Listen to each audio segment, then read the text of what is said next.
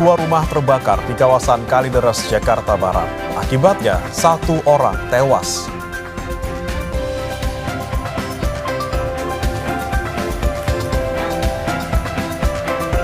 Gempa bermagnitudo 4,9 mengguncang Kabupaten Bekasi, Jawa Barat pada Rabu malam.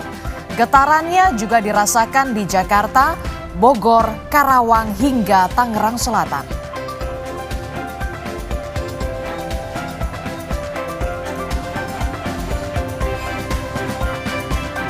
Hasil tes DNA menunjukkan anak Lisa Mariana bukan anak Ridwan Kamil. Selanjutnya, Barreskrim Polri akan melakukan gelar perkara kasus dugaan pencemaran nama baik yang dilaporkan mantan Gubernur Jawa Barat Ridwan Kamil terhadap selebgram Lisa Mariana.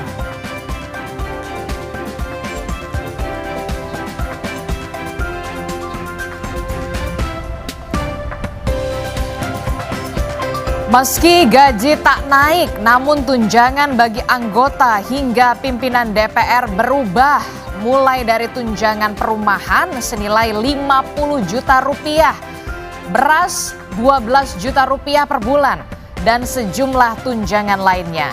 Yang jadi pertanyaan, apa urgensinya? Apakah ini jadi beban baru keuangan negara? Kami akan bahas di Sapa Indonesia Pagi.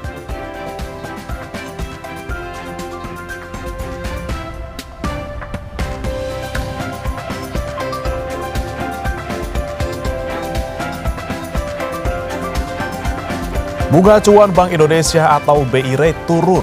Pertumbuhan kredit perbankan juga melambat sangat tajam. Padahal ekonomi melesat sampai 5,12% di kuartal 2. Lazimkah kondisi ini terjadi?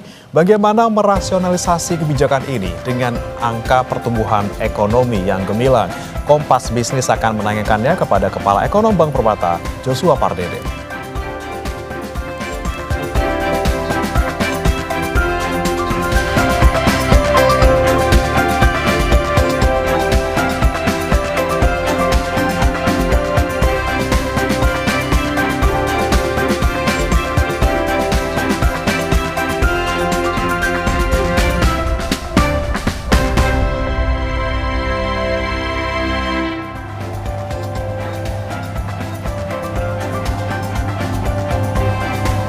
Halo, selamat pagi. Sapa Indonesia Pagi kembali hadir mengisi ruang informasi Anda, Saudara, di hari ini, hari Kamis 21 Agustus 2025. Bersama saya, Adisti Larasati. Dan saya Brea Baratenaya. Sejumlah informasi menarik dan juga penting akan kami hadirkan untuk Anda di pagi hari ini. Termasuk nanti update terkait dengan gempa yang melanda Bekasi ya, Disti. Kemarin juga sempat saya rasakan. Saya kira sayangnya yang doyong gitu ya, atau keliengan karena belum makan. Dipikirnya kamu pusing ya, karena pekerjaan, pusing beban. Dipikir pusing beban, ternyata teman di satu apartemen tuh bilang, Bre, gempa nggak? Oh, gempa beneran ya, saya kira keliengan, ternyata beneran gempa gitu. Kamu nggak ngerasa kemarin, Dis? Aku sih udah tidur ya. Oh, udah tidur ya, anak baik-baik. Tapi ini menjadi banyak sekali disorot oleh publik ya, karena memang gempa ini berkekuatan 4,7 magnitudo mengguncang Kabupaten Bekasi dan juga ada Karawang, bahkan ada sejumlah rumah juga mengalami kerusakan. Tidak hanya di Kabupaten Bekasi dan juga Karawang, tapi juga ternyata gempa ini juga dirasakan masyarakat Jakarta, Bogor, Depok, hingga Tangerang Selatan tadi kata Bre. Betul. Jadi tadi Bre mengatakan tadinya dipikirnya pusing ya, pusing beban pikiran begitu ya. Kalau kita rakyat lagi pusing beban pikiran, tampaknya DPR tadi wakil rakyat kita nggak pusing nih, karena apa? Karena ya tunjangannya naik. Betul, ini tunjangan rumah 50 juta, beras ditunjang juga 12 juta. Itu mendingan 50 jutanya tunjangan rumah buat memperbaiki rumah-rumah rusak di Karawang, di Bekasi. Ya. Kan itu yang kita butuhkan sekarang gitu, maksudnya dengan adanya tunjangan ini apakah memang efisien gitu ya, di tengah kita lagi hemat anggaran kita lagi ya nggak sehat gitu ya APBN kita. Apakah ini perlu gitu ya untuk kemudian ditambah ada tunjangan sampai berarti total pendapatannya 100 juta lebih ya? Luar biasa lah ya. 11-12 nggak sih sama Bre? Agak cuma setengah, kalau ya setengahnya gajinya DPR, saya 50 juta. Tapi sebelum kita kesana gitu ya Dis ya, kita akan nanti bahas bersama dengan sejumlah narasumber. Kita akan ke informasi pertama dulu, Saudara. Di pagi hari ini seorang remaja tewas setelah terjebak kobaran api yang meludeskan 2 rumah di kawasan Kalideres, Jakarta Barat. Insiden ini ditangani oleh Polres Metro Jakarta Barat.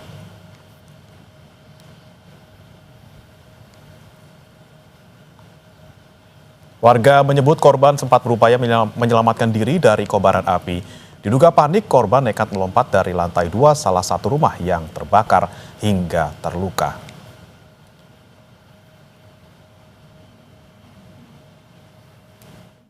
Korban itu berusaha menyelamatkan diri mungkin.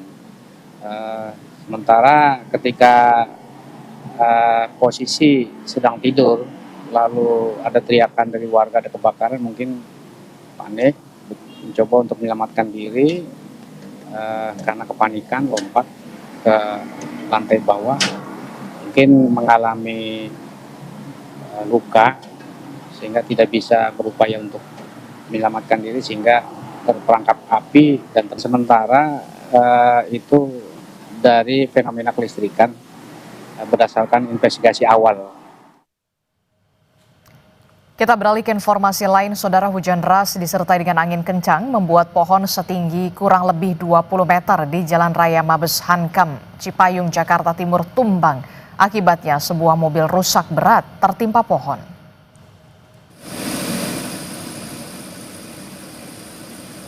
Pohon dengan diameter sekitar 70 cm ini tumbang saat hujan deras disertai dengan angin kencang yang terjadi sejak Rabu sore. Tidak ada korban jiwa dalam peristiwa ini lantaran pengemudi dan juga penumpang mobil berhasil menyelamatkan diri. Akibat insiden, Jalan Raya Mabes Hankam ditutup sementara hingga proses pemotongan pohon dan pemindahan mobil dilakukan. Antara setengah 5 sampai jam 5. Oh, itu nimpa apa sih, Bang? Mobil R3. Oh, mobil R3. Untungnya nggak ada korban. Nggak ada korban. Ya. Itu tutup jalan berarti? Dia tutup jalan. Ada damkar semua gitu aja. Oh, dari situ semua. Oh, tapi tutup jalan nggak bisa dilewatin? Nggak ada lewatin. Nah, ini kena. Pohonnya besar banget tutupnya. Oh, berapa meter, Bang, tingginya? Pokoknya tutup sejalan ini. Satu jalan ini ketutup ya? Insiden serupa juga terjadi pada Rabu sore, saudara. Dari rekaman video milik warga, terlihat sebuah pohon mangga tumbang menimpa rumah dan juga mobil. Pengemudi mobil yang merupakan wanita hamil tidak mengalami luka. Pohon yang tumbang mengenai bagian belakang mobil. Pohon yang tumbang sempat menutup ruas jalan hingga akhirnya dipotong oleh petugas PPSU dibantu oleh warga sekitar.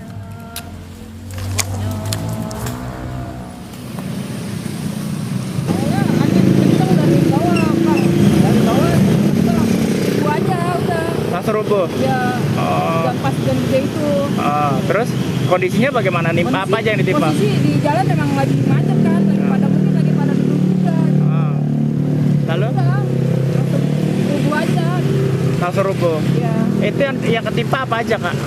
Mobil doang satu mobil. Mobil satu? Ya. Itu lagi parkir atau lagi jalan Lagi dia? jalan.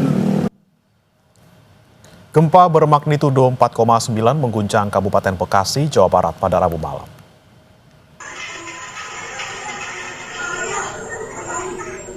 Gempa berada pada 14 km tenggara Kabupaten Bekasi dengan kedalaman 10 km. Gempa juga dirasakan di Jakarta, Bogor, Karawang, hingga Tangerang Selatan. Allah gempa, di Ponet Rarugrug, di Ponet Pararecah, ya nah gede, ya Allah, astagfirullahaladzim. Tuh, Pararecah, ya Allah.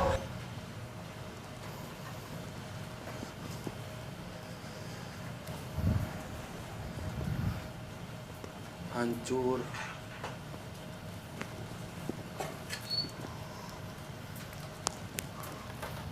Gempa. Udah nggak apa-apa, kita kan habis baca Quran. Insya Allah Allah melindungi kita. Gempa juga dirasakan warga Depok. Lampu bergoyang, air dalam botol juga bergoyang. Sejumlah anak-anak yang sedang mengaji di dalam masjid panik.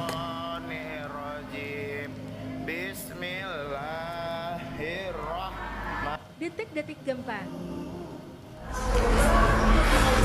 Gempa yang berpusat di Bekasi juga membuat sejumlah pasien di Rumah Sakit Permata Keluarga panik. Mereka berhamburan keluar ruang perawatan untuk menyelamatkan diri.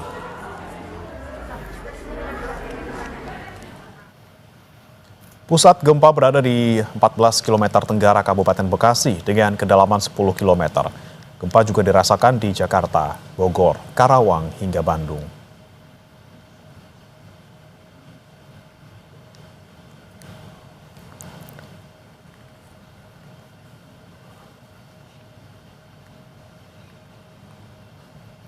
Sementara itu, saudara, imbas gempa berkekuatan 4,9 magnitudo yang mengguncang Kabupaten Bekasi, Jawa Barat membuat 8 perjalanan kereta cepat Wush pada Rabu malam dibatalkan. Gempa membuat sistem deteksi gempa di jalur kereta cepat menyala dan membuat PT KCIC membatalkan 8 perjalanan kereta, yakni kedatangan dan keberangkatan dari stasiun kereta cepat Halim. Calon penumpang langsung melakukan pengembalian biaya tiket dan biaya pengembalian diberikan secara penuh oleh PT KCIC. Sementara pengembalian biaya tiket akan memakan waktu paling lama 15 hari kerja.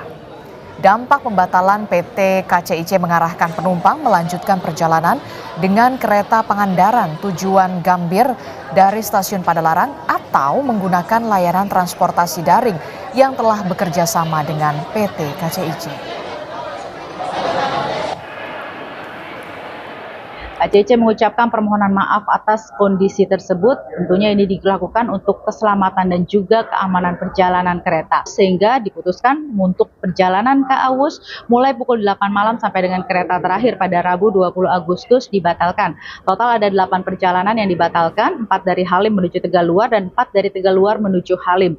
Dan penumpang yang terdampak pembatalan akan diberikan pengembalian biaya tiket sebesar 100% dari harga tiket yang telah dikenakan dengan metode cash ataupun juga transfer, dan proses pembatalan bisa dilakukan hingga H-3.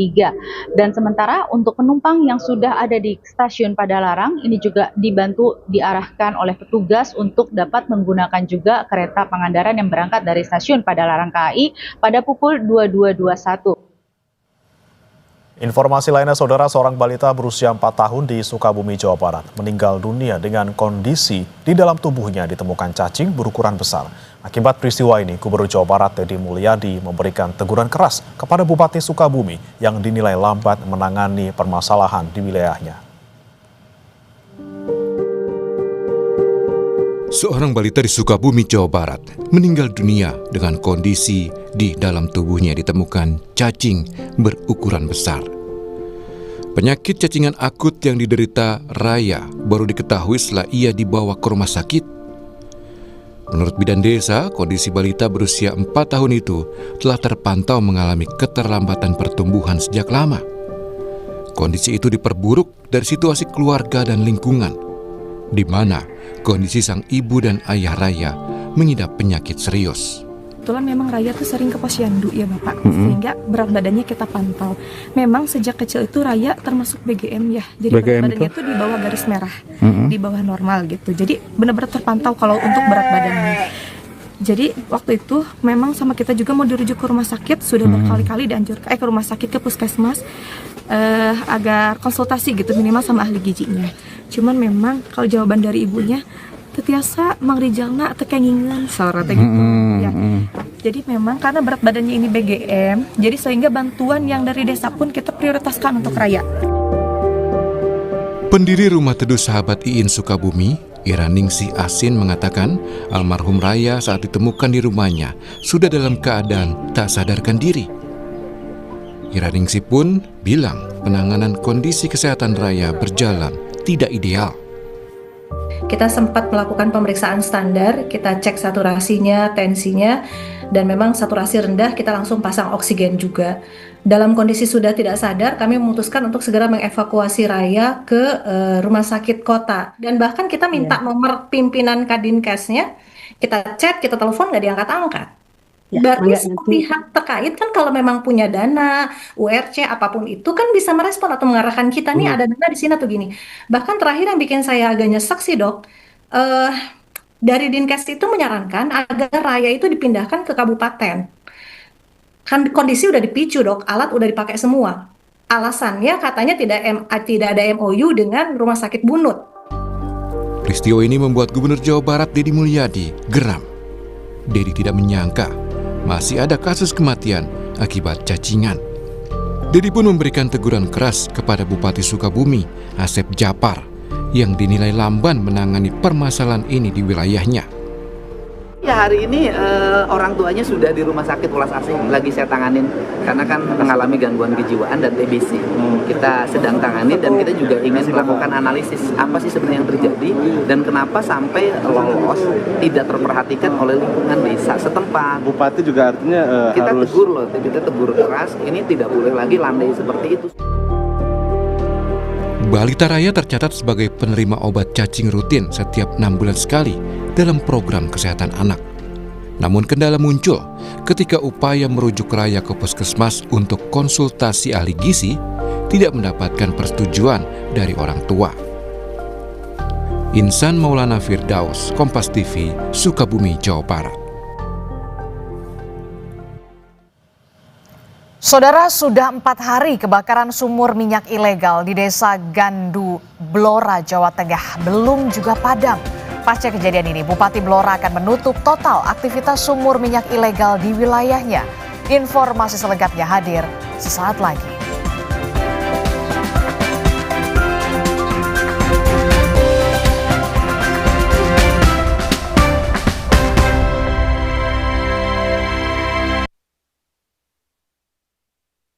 Besarnya kenaikan tunjangan bagi anggota DPR RI kini ramai menuai sorotan publik. Wakil Ketua DPR Adis Kadir bilang, gaji anggota DPR 2024-2029 tidak naik, kecuali kenaikan tunjangan seperti beras dari 10 juta menjadi 12 juta rupiah. Selain itu juga ada tunjangan transportasi atau bensin dari 4 sampai 5 juta menjadi 7 juta rupiah. Menurut Adis Kadir, harga beras dan bahan pangan pun memang sedang mengalami kenaikan, sementara gaji anggota DPR tidak naik selama sekitar 15 tahun. Dapat 12 juta dan ada kenaikan sedikit dari 10 kalau tidak salah. Tunjangan-tunjangan lain juga ada kenaikan sedikit-sedikit. Bensin itu sekitar 7 juta yang tadinya kemarin sekitar 4 juta 5 juta sebulan, walaupun mobilitas daripada kawan-kawan dewan lebih dari itu setiap bulannya. Jadi kalau dulu gaji kawan-kawan itu terima total bersihnya sekitar 58, mungkin dengan kenaikan gaji tidak naik ya, saya tegas sekali gaji tidak, dengan kenaikan tunjangan makan disesuaikan dengan indeks saat ini mungkin terima hampir 69, hampir 70-an. Berdasarkan surat edaran Sekretariat Jenderal DPR tahun 2010 dan juga tahun 2024, anggota DPR juga sebelumnya sudah mendapatkan sejumlah tunjangan di luar gaji pokok. Tunjangan melekat seperti tunjangan jabatan, tunjangan suami atau istri atau anak, hingga tunjangan pajak penghasilan, totalnya sekitar 15 juta rupiah. Ada juga tunjangan lain seperti tunjangan kehormatan, komunikasi hingga bantuan listrik dan telepon mencapai 34 juta rupiah, sementara tunjangan rumah mencapai 50 juta rupiah. Wakil Ketua Komisi 3 DPR Ahmad Saroni merespon soal tunjangan DPR yang belakangan ini menjadi sorotan publik. Saroni bilang, tunjangan rumah 50 juta rupiah justru lebih efisien daripada anggota DPR mendapat fasilitas rumah dinas. Karena biaya perawatan itu tak terhingga. Ya, banyak rusak AC lah, perlengkapan di dalamnya. Kenapa waktu itu banyak yang kasih masukan lebih baik dikasih tunjangan tunai di mana tidak memberatkan negara agar posisinya tidak anggaran negaranya tidak terganggu. Jadi jangan dilihat karena nilai uangnya fantastis nih, enggak, itu biasa sebenarnya. Cuman kan ada orang yang nggak senang, gila DPR semau-maunya gitu, dapat duit seenak-enaknya ngelakuin hal enggak. Kita orang adalah perwakilan yang dinamai adalah pejabat publik yang juga digaji oleh masyarakat, uangnya pasti kembali ke masyarakat. Analis politik sekaligus Direktur Eksekutif Parameter Politik Indonesia, Adi Praitno menyebut kenaikan tunjangan anggota DPR melukai perasaan publik karena di saat yang bersamaan masih banyak warga miskin dan kesulitan mendapatkan pekerjaan. Yang kedua tentu saja adalah soal di tengah efisiensi yang dilakukan oleh pemerintah, di tengah pengetatan anggaran yang terjadi di mana-mana, tunjangan-tunjangan yang diberikan kepada yang mulia anggota dewan dalam banyak hal ini mengkonfirmasi betapa ada disparitas yang cukup jauh antara pendapatan yang dimiliki oleh anggota dewan dengan rakyat yang ada di bawah. Di tengah efisiensi yang ditetapkan pemerintah saat ini, kenaikan tunjangan DPR yang cukup fantastis dibutuhkan pertimbangan yang jelas bagi publik. Masyarakat sebagai pemilik suara yang mereka wakili pun tentu berharap peningkatan tunjangan anggota DPR ini diiringi dengan kinerja yang baik, menjalankan fungsinya secara maksimal, dan tidak korupsi. Tim Liputan, Kompas TV. Saudara pimpinan DPR Adis Kadir bilang gaji anggota DPR RI tidak naik selama 15 tahun lamanya. Hanya ada kenaikan nilai beberapa tunjangan saja. Tapi yang menjadi sorotan publik kemudian tunjangan rumah anggota DPR mencapai 50 juta rupiah per bulan. Dengan total take home pay atau gaji keseluruhan yang diterima anggota DPR per bulannya ini mencapai 100 juta rupiah. Besarnya gaji DPR ini tentu saja jadi polemik di tengah penghematan dan juga efisiensi anggaran yang dilakukan oleh pemerintah. Sudah tepatkah kebijakan kenaikan tunjangan anggota DPR ini? Pagi ini kita akan bahas dengan sejumlah narasumber. Di antaranya sudah hadir ke studio, ada peneliti dari Forum Masyarakat Peduli Parlemen atau dari Formapi. Sudah ada Bung Lusius Karus. Selamat pagi Bung Lusius. Aristia. Ya, kemudian juga ada pakar kebijakan publik, Bung Agus Pambagio. Selamat pagi. Pagi. Iya, sebenarnya kami juga sudah berusaha nih sejak malam sampai pagi ini Pak Agus dan juga Pak Lusius untuk menghubungi sejumlah anggota DPR, bahkan ada banggar DPR untuk berdialog di pagi hari ini. Wakil-wakil rakyat kita di Senayan membahas soal bagaimana kenaikan tunjangan mereka, tapi tampaknya belum bersedia begitu ya.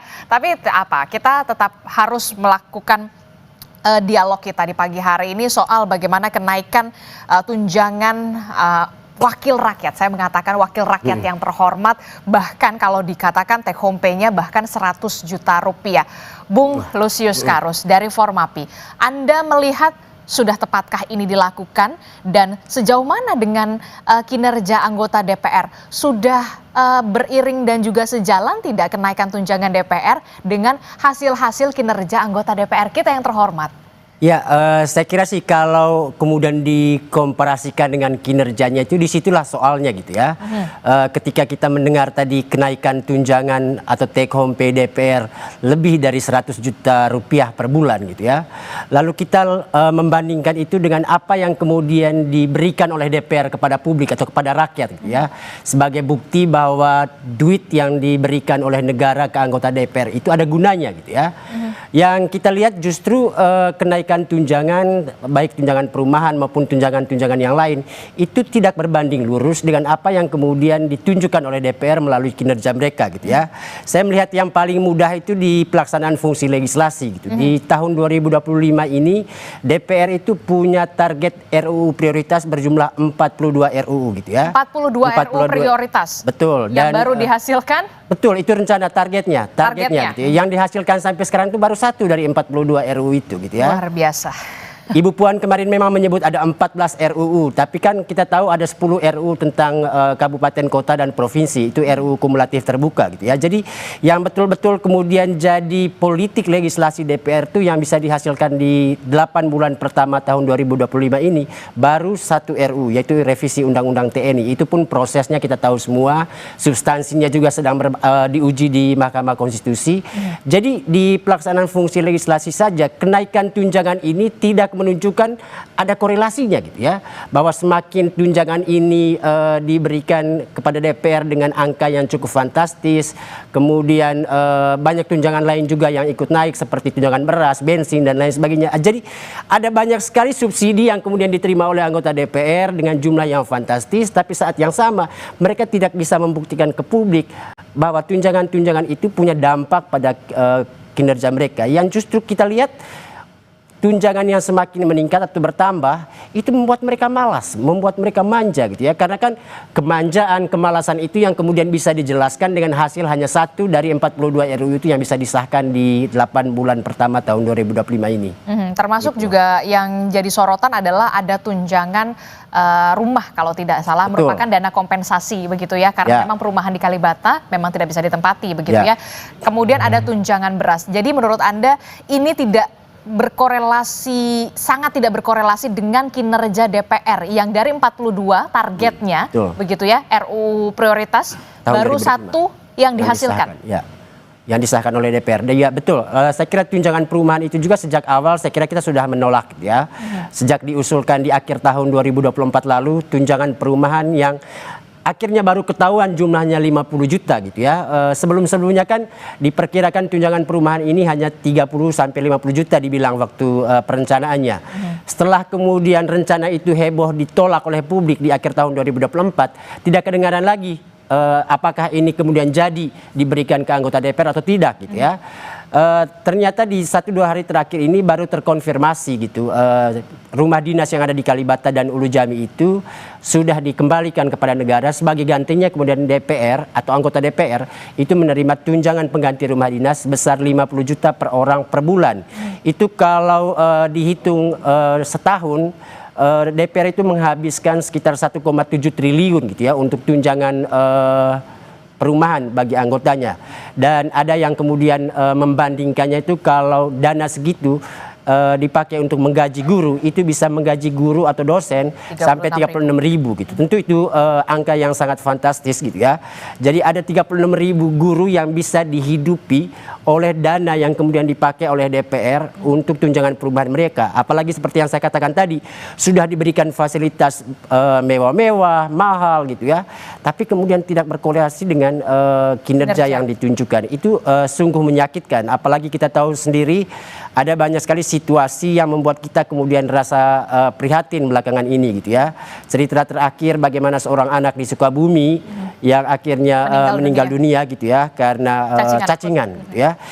Itu sesuatu yang sangat ironis. Itu. Kita bicara soal dana yang diterima oleh anggota DPR, dana sia-sia jadinya gitu ya. Karena kemudian tidak ada dampaknya gitu ya, untuk apa yang kemudian bisa ditunjukkan DPR kepada publik. Gitu. Saya ke Pak Agus Pambagio. Pak Agus, dari kacamata Anda sebagai pakar kebijakan publik begitu, sudah tepatkah kemudian pemerintah begitu ya menaikkan tunjangan untuk para anggota dewan kita yang terhormat di Senayan di tengah begitu ya, kita tahu pemerintah pusat katanya mau efisiensi, katanya efisiensi anggaran, katanya keuangan fiskalnya lagi diperketat begitu ya, bahkan belanja daerah juga lagi dibatasi. Kok sedikit kontradiktif ya? Ini bukan kontradiktif, ini sih gila ini. Ini kebijakan gila menurut saya. Karena begini loh, masyarakat itu sedang ditekan di daerah-daerah. Saya baru kembali dari daerah-daerah yang meskipun bukan anggota DPR. Itu mereka kesulitan karena dana imbangan, dana dari pemerintah pusat itu tidak ada lagi. Banyak bekas bencana tidak bisa diapa-apakan yang di Kabupaten Luwu dan sebagainya itu kan banjir terus batu-batu. Sekarang kalau hujan sedikit banjir tidak bisa dan dana APBD itu 50% habis buat gaji karena ada beban CPNS, beban P3K dan sebagainya. Jadi menurut saya anggota DPR itu bukan untuk jadi anggota DPR itu tidak bisa orang miskin kan. Jadi ngapain dikasih? Ini sama saja ngasih bansos ke anggota DPR kan begitu. Ya beli bensin kalau dia bisa beli mobil harganya 2-3 miliar, kenapa harus kasih subsidi bensin? Mereka dana-dana ke daerah, dana-dananya sudah banyak sekali. Tadi 100 juta itu hanya baru sebagian kan? Ya. Kan banyak sekali dana yang dia bisa pakai dan mereka bukan orang miskin sekali lagi. Kalau begini saya khawatir ini teman-teman buruh, teman-teman nakes, teman-teman guru yang kemarin katanya dihina oleh Menteri Keuangan itu bisa menagih jatah saya mana karena mereka miskin. Mereka kan tidak sekaya anggota DPR. Untuk jadi anggota DPR harus kaya. Perkara duitnya dia ngutang dari mana itu urusan pribadi kan. Nah ini yang menjadi persoalan. Kebijakan ini sangat tidak populer dan menyesatkan masyarakat karena semua disuruh berhemat, tetapi ini yang justru harus memikirkan kita hidupnya nyaman. Sudah nyaman kok. Loh, rumah itu kan 50 juta itu mungkin di Senayan situ kali ya, apartemen gitu ya. Kan mahal sekali. Wong dia bisa, dan sebagian besar kalau di Jakarta pasti sudah punya rumah, daerah juga sudah pasti punya, kan orang-orang politik ini sudah kemana-mana juga.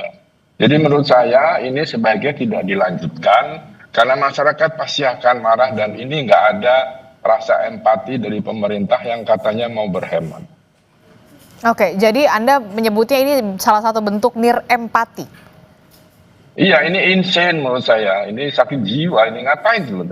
Orang katanya uang tidak ada. Kita masih harus utang, masih defisit, pertumbuhan di bawah 5. Kalau pertumbuhan di bawah 5 itu nggak usah ada menteri keuangan bisa jalan itu. Ini kata almarhum kawan saya Faisal Basri, kalau pertumbuhan harus di atas 5, 7, 8 baru boleh ada menteri keuangan. Kalau begini kan bagaimana? Kita nggak tahu lagi harus seperti apa, masyarakat di bawah juga sudah sangat menderita loh. Apalagi yang dampak dari bansos kemarin itu kan mereka menjadi cengeng, menjadi malas. Nah ini sekarang kasih bansos adalah anggota DPR. Memang gaji tidak naik, cukup lah. Tetapi masa ada biaya-biaya lain yang sebetulnya tidak usah naik pun mereka bukan orang miskin sekali lagi. Tapi katanya gajinya memang sudah tidak naik dari belasan tahun begitu.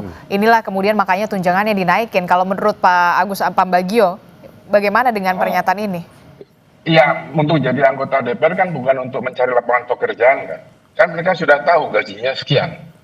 Masa berharap naik gaji kayak kita kerja di perusahaan saja. Jadi menurut saya gaji berapapun anggota DPR harus terima karena itu dia wakil rakyat yang harus membimbing, mensejahterakan kita, mengatur dengan baik. Sekarang baru tadi berapa? 1 ya dari 40 sekian. Itu kan kalau kita ujian nilainya Z itu bukan lagi F itu. Ya kan? Nah, tinggal sisa waktu tinggal berapa bulan? 4 bulan. Apa bisa menyelesaikan 40 sekian rancangan undang-undang? Jadi menurut saya lupakanlah. Kalau memang dipaksakan tambahan tunjangan itu rasanya pemerintah agak kurang sehat berpikirnya. Oke, tapi kemudian yang juga jadi pertanyaan saya kan setiap reses kan informasinya kan memang para anggota dewan yang terhormat ini kembali lagi ke dapil mereka, menemui konstituen mereka. Tidak gratis juga. Itu kan tidak gratis juga, harus ada. Apakah ini sepadan begitu dengan kenaikan tunjangan ini? Kalau ke daerah pasti ada lah, entah dari BUMN, entah dari apa, itu ada itu pemahaman saya ya, pengalaman saya. Jadi juga tidak 100% itu cukup. Kalau mau bilang cukup ya tentu karena sudah dibiasakan masyarakat di daerah waktu kampanye itu dengan uang, dengan segala macam, tentu harus dikasih uang. Ini kan yang dipersoalan. Biaya politik kita sangat mahal. Gitu ya. Jadi ketika selesai sudah masyarakat berharap ya yang dulu gua pilih kasih gua duit dong sekarang, jangan cuma waktu itu. Nah itu yang jadi mahal biaya politik ke daerah buat anggota DPR. Bagaimana Bung Lusius? DPR ini kan kalau lagi reses memang seharusnya kembali lagi ke dapil mereka, menemui konstituen mereka begitu. Ini mungkin menjadi salah satu pertimbangan kenapa kemudian tunjangan dinaikkan begitu ya, untuk bisa menemui konstituen mereka walaupun memang kita tahu sudah ada dana aspirasi. Iya, sebenarnya nggak ada urusan gitu ya pulang reses lalu mereka menaikkan tunjangan untuk rumah gitu ya, karena kita tahu sendiri reses itu punya banyak lagi tunjangan turunannya gitu ya. Ada tunjangan dana resesnya, ada juga dana aspirasinya. Menurut Krisdayanti dulu jumlahnya sangat fantastis sampai 400 juta lebih untuk 5 kali reses dalam setahun gitu ya. Itu angka yang sangat luar biasa, apalagi kita tahu tidak semua anggota DPR juga menggunakan masa reses itu untuk kembali ke dapilnya. Banyak yang menggunakan masa reses justru untuk berlibur ke luar negeri gitu ya. Jadi laporan dana reses atau efektivitas reses ini pun masih jadi soal gitu ya, karena kita sendiri nggak pernah bisa mengakses laporan reses anggota DPR itu, apa saja yang mereka lakukan, siapa saja yang mereka temui, lalu aspirasi apa yang kemudian mereka ambil dari daerah pemilihannya gitu ya. Dan paling penting saya kira nggak ada urusannya masa reses itu dengan urusan penambahan tunjangan gitu ya, apalagi tunjangan perumahan maupun tunjangan bensin gitu ya. reses itu sudah dibiayai sendiri dengan tunjangannya sendiri gitu. Jadi saya kira sih paling penting ada banyak kenaikan tunjangan yang dimiliki oleh DPR, dan itu tidak boleh kemudian menjadikan alasan gaji yang tidak naik selama berapa tahun itu jadi alasan tunjangan-tunjangan dimunculkan lalu dinaikkan gitu angkanya untuk yang tunjangan-tunjangan lama gitu ya. Gaji yang tidak naik itu kan memang karena ada peraturan pemerintahnya gitu ya. Ada undang-undangnya juga gitu, dan itu berlaku untuk semua pejabat negara gitu, dan harusnya sih selama ini memang kita tidak terlalu banyak mempersoalkan soal gaji pokok anggota DPR gitu ya, karena kan ini istilahnya gaji pokok. DPR selalu menolak istilah tunjangan dengan kata gaji gitu, padahal semuanya kan artinya dana pendapatan yang diterima oleh anggota DPR yang masuk ke rekening mereka gitu ya. Take home pay. Betul. Jadi soal istilah itu jadi tidak penting sebenarnya, tapi kita tahu betul ada uang masuk begitu banyak dalam rekening anggota DPR, bahkan mereka sendiri juga bingung untuk kemudian mengklasifikasi dana-dana yang masuk itu. Yang jadi soal kita itu ya tunjangan-tunjangan yang naik itu menjadi tidak relevan atau tidak urgent gitu ya. Ketika ada banyak persoalan lain yang harusnya didahulukan oleh DPR gitu loh, seperti yang dibilang tadi oleh Pak Agus gitu ya. Ada banyak persoalan di masyarakat yang mestinya justru kita andalkan DPR ini untuk memperjuangkannya gitu ya. Ada masalah kemiskinan, ada juga soal orang sakit seperti itu yang harusnya sih membutuhkan apa gitu respon DPR lebih cepat untuk kemudian melahirkan kebijakan untuk mengatasi semuanya itu. Yang kita saksikan kebanyakan fasilitas dan tunjangan yang diterima oleh DPR seperti yang saya katakan di awal yang membuat mereka jadi obesitas gitu, jadi malas gitu ya untuk kemudian bekerja gitu, dan itu yang kita tidak harapkan sebenarnya dari tunjangan-tunjangan ini. Oke, bentuk transparansi apa yang bisa dilakukan oleh DPR begitu ya untuk bisa memberikan lagi, dalam arti kata begini, ini loh tunjangan-tunjangan ini kita gunakan lagi untuk ini, kembali lagi ke masyarakat. Selama ini apa yang bisa dilihat dari DPR? Apakah ada transparansi soal itu? Tapi jangan dijawab dulu, Bung Lusius Karus. Nanti kita akan temukan jawabannya usai jeda. Tetaplah bersama kami di Sapa Indonesia Pagi.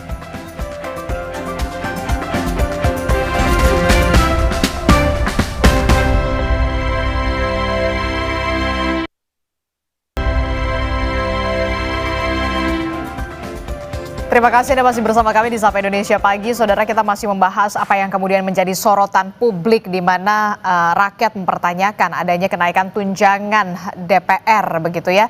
Sebelum kita lanjut dalam dialog kita, kami akan ajak Anda menyimak pernyataan Sekjen DPR Indra Iskandar yang tadi malam saudara hadir dalam program Sapa Indonesia Malam. Iskandar bilang, tunjangan rumah dalam bentuk tunai jauh lebih efisien dan terjamin dari segi akuntabilitas ketimbang fasilitas rumah yang dikhawatirkan bisa berpotensi terjadinya penyimpangan.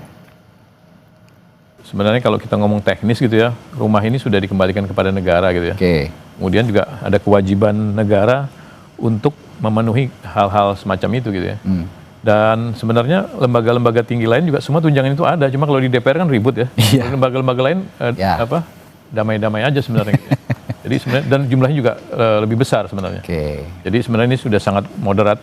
Kalau jadi pertanyaan-pertanyaan yang teknis semacam itu memang ini kan kita secara jujur juga harus katakan bahwa kondisi objektif dalam pengelolaan keuangan tuh antara rumah dengan diberikan dalam bentuk uang memang akuntabilitasnya lebih aman dalam bentuk uang, karena pemeliharaan rumah itu besar dan itu berpotensi memang ada fraud dan lain sebagainya. Gitu. Jadi fraudnya untuk maintenance-nya itu tadi? Ya kalau rumah itu kan bisa berbagai tafsir kan, intinya jumlah pemeliharaannya, yang diperbaiki seberapa besar segala macam gitu ya.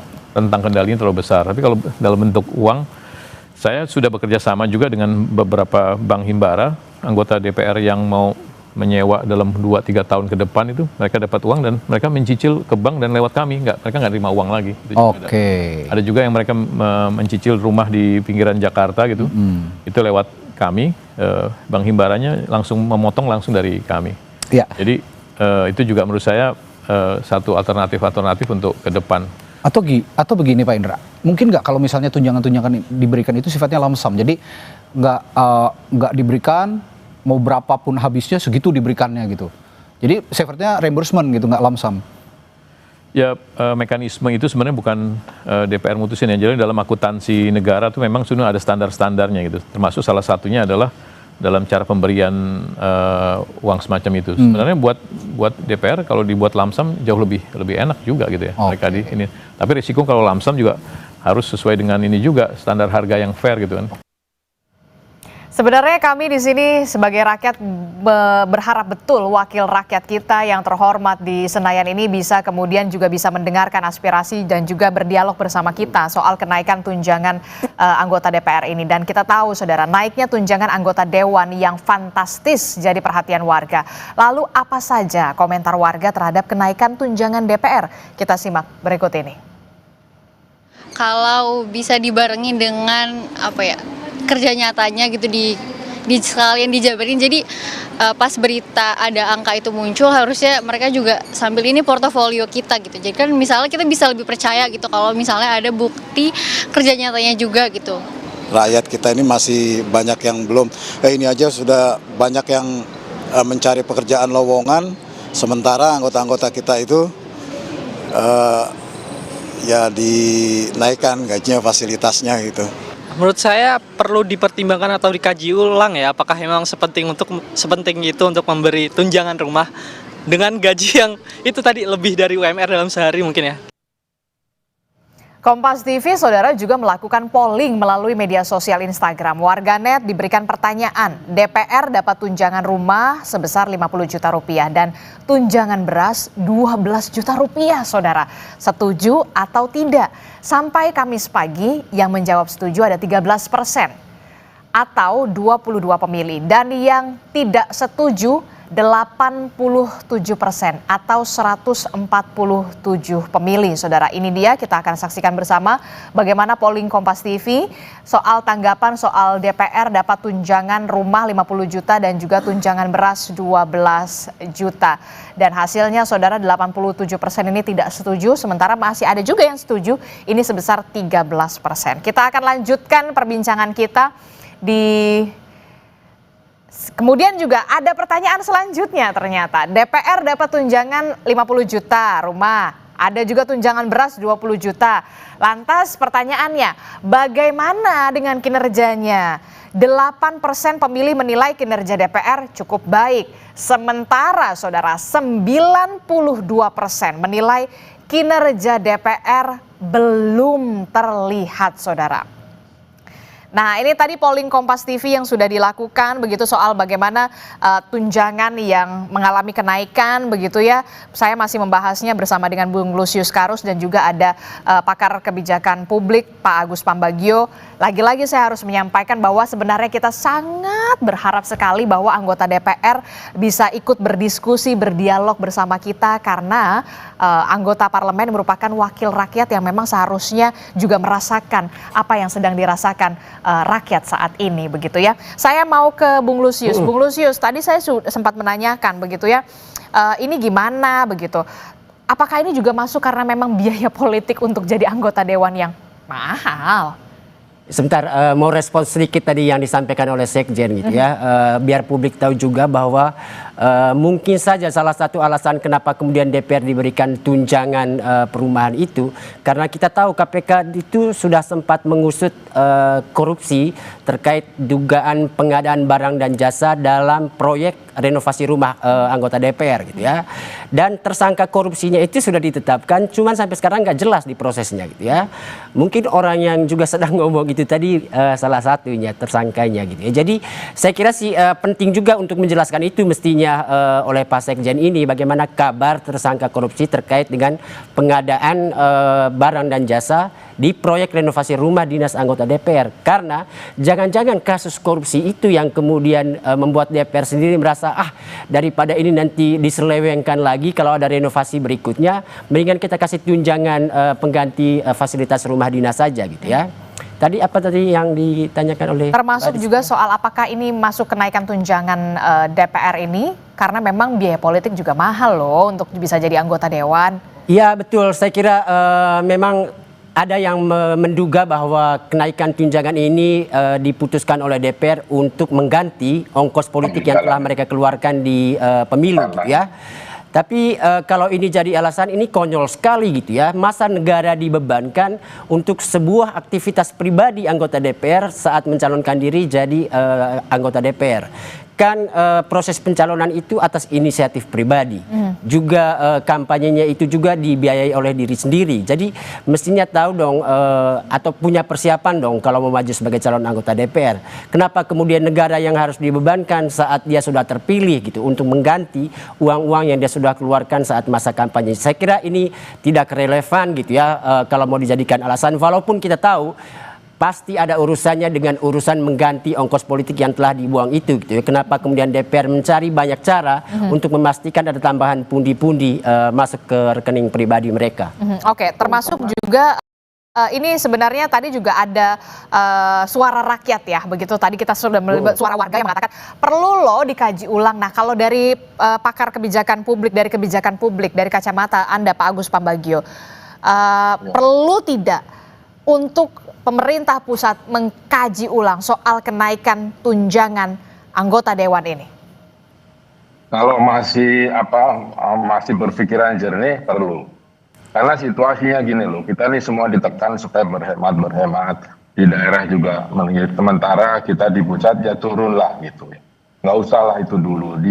Ini secara psikologis kan mengganggu masyarakat. Kita sudah susah, tapi mereka yang memikirkan kita tidak bekerja dengan baik. Artinya gini, coba DPR panggil seluruh yang komisi-komisinya kepada juga pemerintah, partner-partnernya, pikirkan bagaimana mengatasi krisis ini, bagaimana ekonomi kita bisa bangkit sehingga masyarakat bisa dapat lagi dana-dana anggaran dari pusat dan sebagainya, lalu guru juga bisa naik gajinya dan seterusnya, baru nanti pikir belakangan gitu loh. Jangan yang mikir dikasih dulu sementara yang hidup itu dibiarkan. Jadi menurut Anda perlu ada pengkajian ulang soal kenaikan tunjangan DPR ini? Ya apapun alasannya, karena mereka bukan orang miskin. Kalau itu tidak naik pun tidak melarat kan. Tetapi masyarakat, dana-dana yang tersisa, dana-dana masyarakat yang harusnya digunakan untuk pengembangan masyarakat kan sudah habis buat MBD, habis buat Koperasi Merah Putih, dana desa dipakai tanggungannya. Kemudian dana CSR dari BUMN akan terpusat ada di Danantara. Itu kan membuat masyarakat bingung.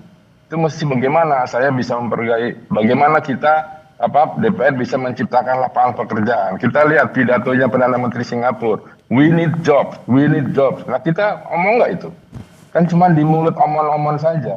Nah itu bagaimana peran DPR untuk meng-create pekerjaan supaya tidak ada preman, karena preman-preman itu sebagian juga ada di sana dan sebagainya, dan semuanya itu menyulitkan masyarakat. Nah itu dulu dibereskan lah. Memang tidak besar perorangan, tapi ketika di total 500 sekian orang itu menjadi jumbo juga, dan itu menyakitkan masyarakat. Itu saja. Ini soal keadilan saja, prioritas. Mereka bukan, sekali lagi, mereka bukan orang miskin, bukan orang yang perlu ditunjang beli berasnya. Dan jadi ya untuk rumah mereka bisa sebagian besar, kalau yang dari daerah kan bisa di apartemen yang biasa, kan bukan soal kemewahan karena dia pejabat negara, tapi soal fungsi dia untuk masyarakat itu seperti apa. Oke, saya setuju dengan apa yang dikatakan oleh Pak Agus Pambagio. Tapi begini, ini kan kalau kita lihat memang apa yang selalu dilakukan oleh DPR soal renovasi gedung, kemudian soal renovasi pemeliharaan rumah begitu, selalu kayaknya kok serba salah begitu ya. Ya karena korupsi kan. Ya kan karena korupsi. Kalau korupsi itu dihukum mati gitu selesai. Ada efek jera. Kalau sekarang tidak ada, sudah dihukum sekian tahun, belas tahun, dapat remisi. Ya kan, sudah ini berkelakuan baik karena sholat. Sholat itu kan kewajiban manusia, bukan soal kelakuan baik. Ya kan? Dan ini mencederai hati rakyat, hati nurani rakyat menurut Anda? Sangat, iya. Loh, jadi artinya ya mari kita korupsi aja sama-sama kita jarah, kan begitu. Karena hukumannya tidak berat dan masih bisa senyum. Paling sedihnya karena pakai rompi sama di borgol aja. Itu sebentar kan oleh media. Setelah itu ya selesai. Di penjara juga hidup enak gitu kan. Nah ini kan yang persoalan-persoalan seperti ini daftarnya dah karena korupsi. Kalau itu tidak ada, persoalan rumah renovasi itu mudah. Karena semua minta itu dari pimprolnya, dari apanya semua minta. Akhirnya si kontraktornya juga jadi tidak bisa hidup sejahtera kan. Karena harus bayar ini, bayar itu gitu loh. Intinya ya karena korupsi. Negara ini hancur karena korupsi. Itu aja. Saya sepakat ketika memang mau benar-benar serius dibenahi korupsinya begitu ya, rakyat juga akan meningkat kepercayaannya begitu, termasuk juga dengan DPR begitu ya, Pak Ya Agus lihat Pambagio ya. indeks korupsi kita naik terus kan. Dan itu tidak ada yang care gitu, tetap aja dikasih amnesti lah, apa segala macam, pengampunan dikurangi segala macam. Lu boleh saja, itu kemanusiaan, tetapi kan dosa dia pada rakyat ini kan harus dihitung. Oke, saya ke Pak Bung Lusius. Bung Lusius, ini kan tentu menjadi PR besar begitu ya bagi DPR untuk bisa meningkatkan lagi begitu, meningkatkan lagi lah kepercayaan publik yang dalam tanda kutip sudah kadung, sudah terdegradasi begitu ya kepercayaan publik terhadap DPR. Apa yang bisa sebenarnya dilakukan oleh DPR dengan kenaikan tunjangan ini? Mungkin salah satunya soal peningkatan kinerja begitu ya, transparansi. Setelah reses itu apa yang sudah dilakukan oleh DPR begitu ya untuk bisa menyalurkan aspirasi mereka di konstituen mereka begitu, di dapil-dapil mereka. Selama ini dari temuan Formapi ada nggak sih sebenarnya bentuk transparansi itu yang sudah dilakukan oleh DPR? Saya kira satu-satunya alat atau instrumen yang bisa kita gunakan untuk menguji apakah DPR itu sungguh-sungguh sudah transparan selama ini gitu ya. Yang paling mudah di era modern ini, apalagi DPR sendiri mengklaim kalau sekarang itu DPR itu modern gitu ya. Jadi melalui website mereka gitu ya. Coba kita lihat saja di sana itu apa yang dikerjakan DPR. Terus apakah yang dikerjakan DPR itu dilaporkan tepat waktu di sana? Misalnya di sana itu ada kolom untuk melaporkan hasil dari setiap sidang yang dilakukan oleh DPR, namanya laporan singkat gitu ya. Di situ kita misalnya bisa melihat kesimpulan rapat apa yang kemudian diambil DPR bersama mitra kerjanya gitu ya. Tapi apa yang kemudian kita temukan, kolom berisi laporan singkat itu jarang sekali mengupdate secara tepat waktu gitu ya informasi-informasi terkait dengan hasil rapat yang dilakukan oleh DPR bersama mitra kerjanya gitu ya. Misalnya kegiatan di badan legislasi, kadang kegiatan hari ini informasinya itu baru kita bisa temukan di bulan depan atau bahkan di 2 bulan ke depan gitu ya. Jadi saya kira di website itu sendiri atau website DPR itu tidak bisa menjadi instrumen untuk menjadi referensi kita untuk mencari informasi utama gitu ya terkait apa yang dikerjakan oleh DPR gitu ya. Terkait dengan keuangan, khususnya untuk uang yang kemudian diterima oleh anggota DPR gitu ya, itu sama sekali tidak bisa kita temukan gitu ya. Kenapa kemudian akuntabilitas bagi anggota DPR itu jadi penting dan perlu kita dorong supaya uang-uang yang diterima itu bisa dipertanggungjawabkan ke publik gitu ya. Karena itu uang negara dari pajak rakyat gitu ya. Dan harus kembali ke rakyat lagi. Betul. Kalau kinerja mereka tidak bisa tunjukkan, minimal mereka punya kejujuran untuk menyampaikan ke publik untuk apa uang yang mereka terima itu digunakan gitu ya. Saya kira itu penting untuk didorong ke DPR sih. Oke, terakhir saya singkat saja ke Pak Agus Pambagio. Pak Agus, apa yang bisa dilakukan oleh pemerintah pusat untuk bisa kemudian apakah ada pengkajian ulang atau seperti apa? Singkat saja. Ya pengkajian ulang saja, karena ini masyarakat terlihat semua dan situasi kehidupan ekonomi masyarakat kan tidak baik.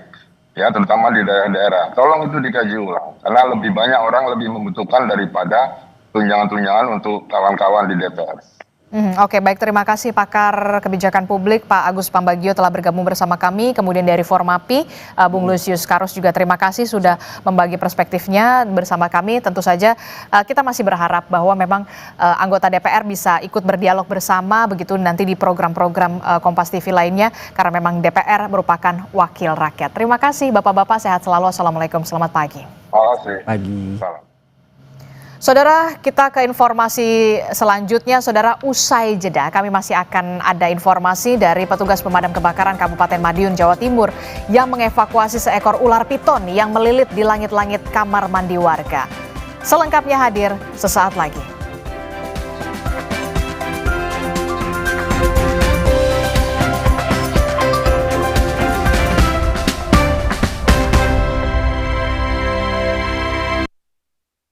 Aku sering melihat galon cuci ulang disimpan di tempat yang kotor. Jujur takut, bersih nggak ya untuk anak dan keluargaku? Kami mengerti kekhawatiran ibu. Untuk itu, Le Mineral menggunakan galon yang selalu baru agar terjamin kebersihannya. Le Mineral, kopi hits nomor 1, ya Top Coffee Gula Aren. Gak cuma FOMO-FOMOan. Kopi, susu, gula aren, ngeblend. Kopinya nendang. Gula arennya legit. Top Coffee Gula Aren. I told you so. Favorit semua dari Wingsu.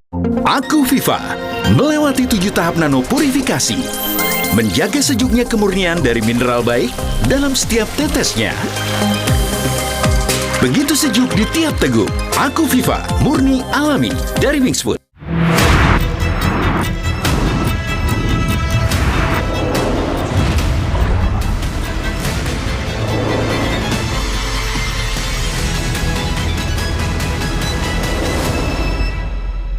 Aku pikir semua air mineral itu sama, Le Mineral itu beda. Itu benar, karena Le Mineral melakukan ratusan eksplorasi ke berbagai pegunungan vulkanik demi dapatkan sumber mata air terbaik. Setiap tetesnya melewati lapisan bebatuan alami, menjadikan Le Mineral satu-satunya dengan kandungan mineral esensial yang tercantum di kemasannya. Inilah yang membuat airnya lebih sehat dan lebih segar.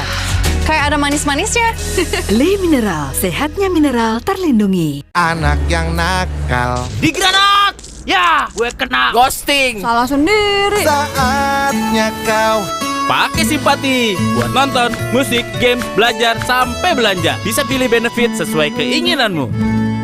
Aku sering melihat galon cuci ulang disimpan di tempat yang kotor. Jujur takut, bersih nggak ya untuk anak dan keluargaku? Kami mengerti kekhawatiran ibu. Untuk itu, Le Mineral menggunakan galon yang selalu baru agar terjamin kebersihannya. Le Mineral. Kata orang, gue itu si paling kerja, syuting seharian, tiba-tiba sakit kepala. Oskadon, oke buat sakit kepala. Bekerja aktif di pusatnya, dapat diminum sebelum makan, tanpa ngantuk. Oskadon, solusi oke, sakit kepala. Pancenoye. Aku pikir semua air mineral itu sama, Le Mineral itu beda. Itu benar, karena Le Mineral melakukan ratusan eksplorasi ke berbagai pegunungan vulkanik demi dapatkan sumber mata air terbaik. Setiap tetesnya melewati lapisan bebatuan alami, menjadikan Le Mineral satu-satunya dengan kandungan mineral esensial yang tercantum di kemasannya. Inilah yang membuat airnya lebih sehat dan lebih segar. Kayak ada manis-manisnya. Le Mineral, sehatnya mineral terlindungi. Pas hidup lagi capek-capeknya, butuh banget quality time. Aroma dan hangatnya Indomie Kuah bikin quality time yang gak tergantikan. Indomie Kuah, it's quality time. Pas aku coba Le Mineral, seger banget, nggak bikin enak sama sekali. Benar, karena Le Mineral dari pegunungan terpilih. Setiap tetesnya melewati lapisan batuan alami, membuat airnya lebih sehat, lebih segar. Kayak ada manis-manisnya. Le Mineral.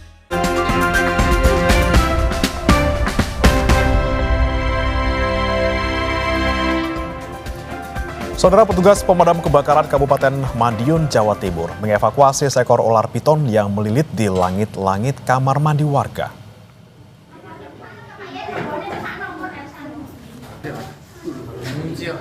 Menggunakan tangga, ular piton sepanjang 3 meter diturunkan dari langit-langit rumah di Desa Singgahan, Kecamatan Kebonsari.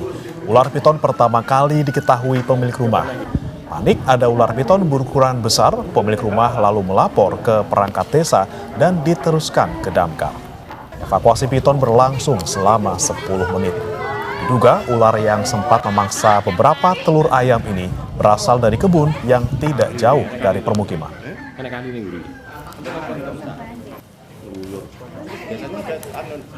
Tuan rumah itu laporan ke saya ada ular, dia pulangan dari sawah itu, terus katanya mau mandi wudhu itu ada air apa itu dari atas itu. Ternyata dikencingi sama ular itu, baru lihat ada ular di atas itu. Ya sempat panik sampai ndrodok. Ya, baru kali ini yang di daerah ini ada ular sebesar itu yang baru kali.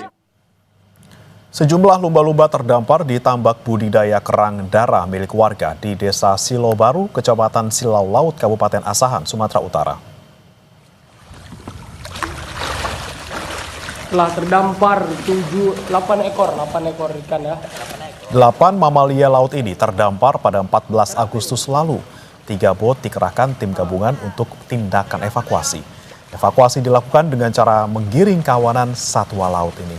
Sedangkan satu bot lainnya bertugas menghalau lumba-lumba agar tidak mengarah ke perairan dangkal lagi.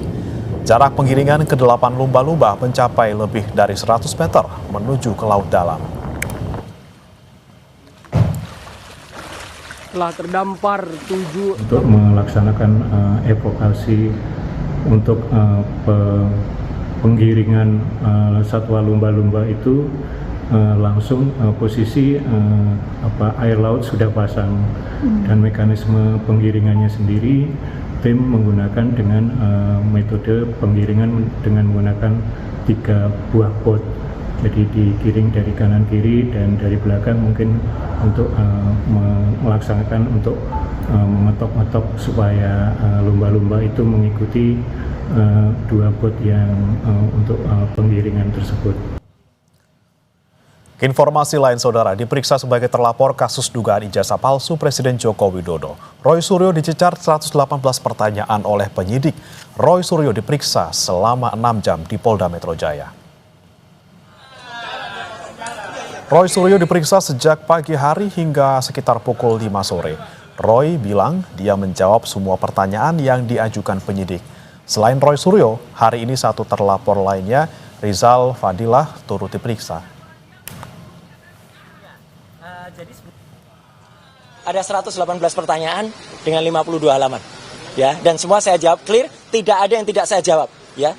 Jangan salah, saya bukan tidak menjawab, semua saya jawab, ya, semua saya jawab ke 118 pertanyaan itu dari awal sampai akhir dan semua selesai, jadi bukan menunda nanti akan ada lagi atau ini belum selesai atau nanti tunggu apa, enggak, tidak ada itu, semua selesai dan.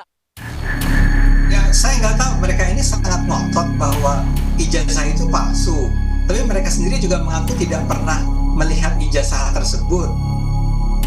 Mengaku tak membawa berkas maupun bukti tambahan, terlapor kasus dugaan pencemaran nama baik Jokowi Roy Suryo menjalani pemeriksaan perdananya setelah laporan Jokowi naik ke tahap penyidikan.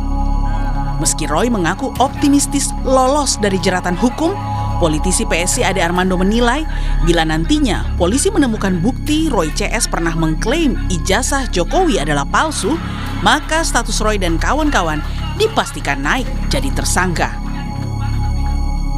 Terasa sekali bahwa apa yang dituduhkan oleh Bung Roy Suryo dan kawan-kawan itu memang tidak berdasar, ya.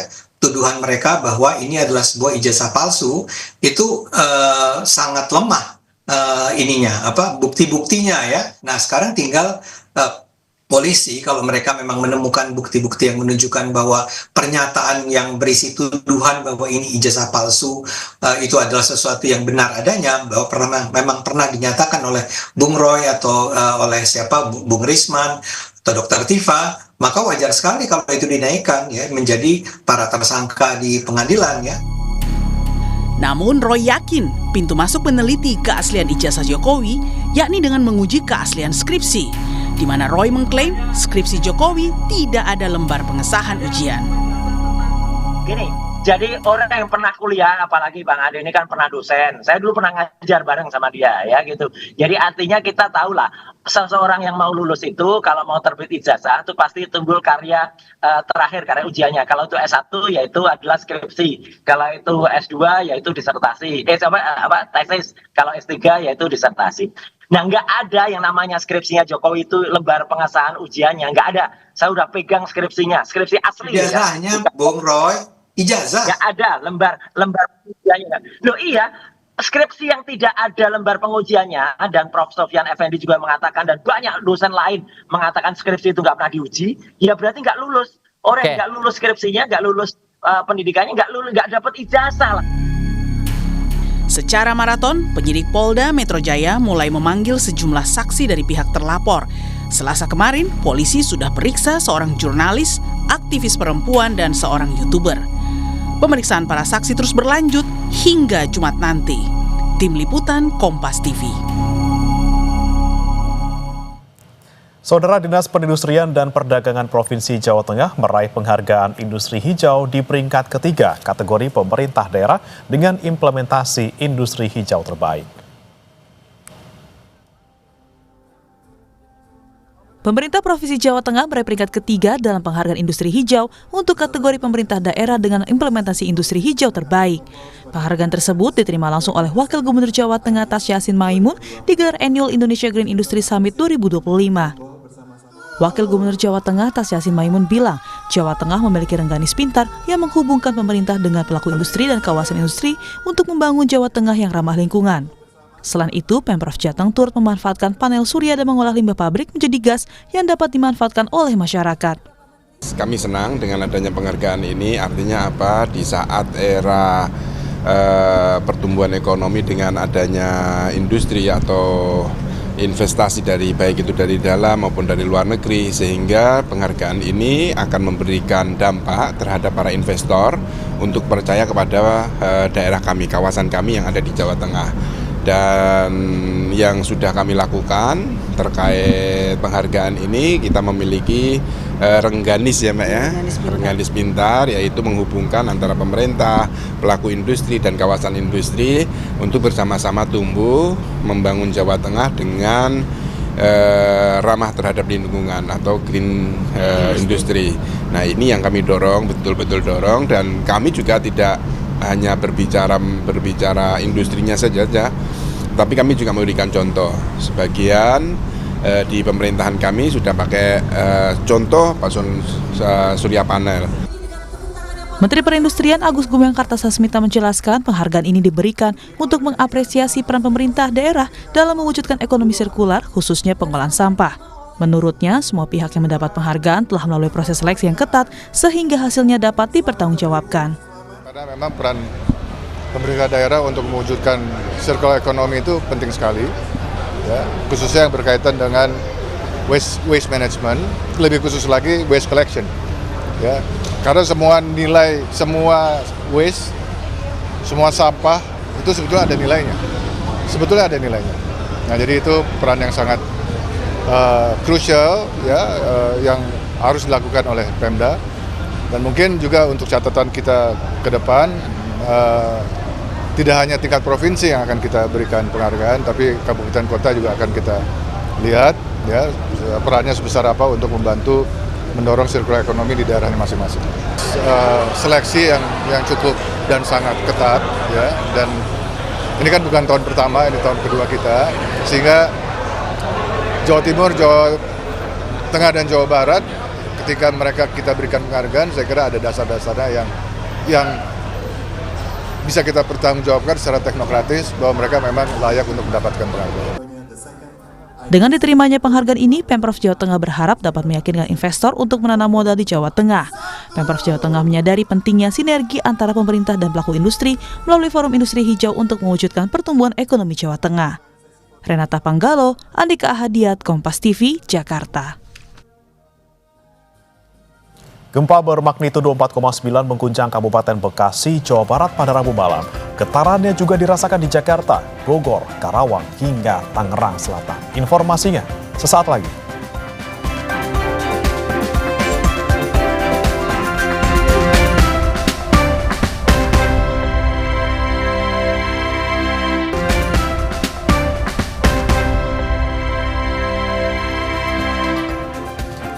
Kembali di Sapa Indonesia Pagi, Saudara. Bupati Pati Sudewo absen di sidang paripurna DPRD Pati. Usai didemo warganya pada 13 Agustus lalu, Bupati Sudewo memang belum pernah tampil ke publik lagi. Aliansi Masyarakat Pati Bersatu pun akan kembali menggelar aksi ke gedung KPK Jakarta atas dugaan kasus suap proyek yang melibatkan Bupati Pati Sudewo. Rabu siang seharusnya digelar rapat paripurna membahas rancangan pembangunan jangka menengah daerah Pati bersama Bupati. Namun, Bupati tak hadir.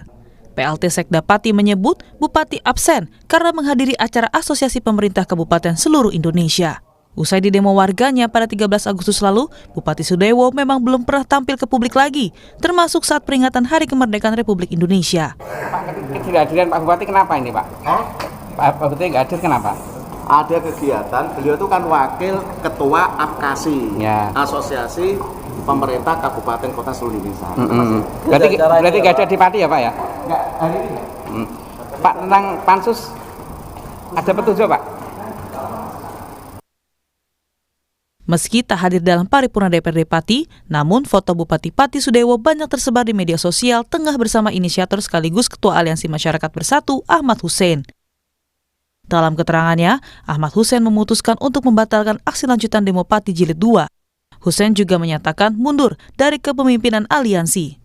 Hussein menyebut kesepakatan damai dengan Sudewo terjadi saat sang bupati menghubunginya pada 19 Agustus lalu. Hussein juga mengklaim demo Pati Jilid 2 yang dijadwalkan pada 25 Agustus 2025 dibatalkan. Usai salah satu pentolannya mundur, Aliansi Masyarakat Pati Bersatu tetap akan menggelar aksi berikutnya di Gedung KPK Jakarta. Koordinator Posko Masyarakat Pati Bersatu Supriyono memastikan aksi berikutnya untuk mendesak lembaga anti rasuah menetapkan Bupati Pati Sudewo sebagai tersangka kasus dugaan suap proyek Ditjen Kereta Api Kemenhub.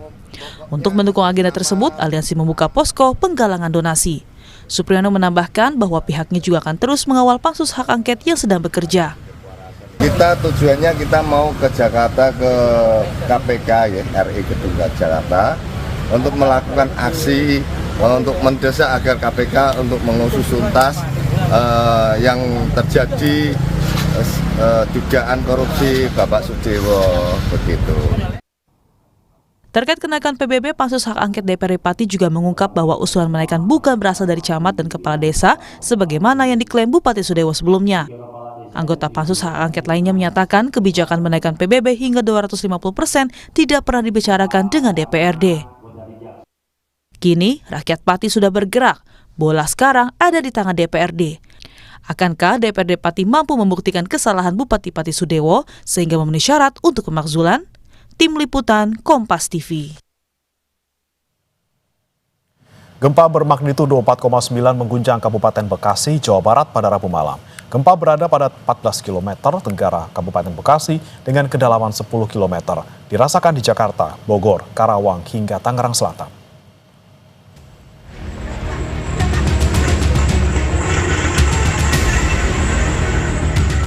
Gempa magnitudo 4,9 mengguncang Kabupaten Bekasi, Jawa Barat Rabu malam.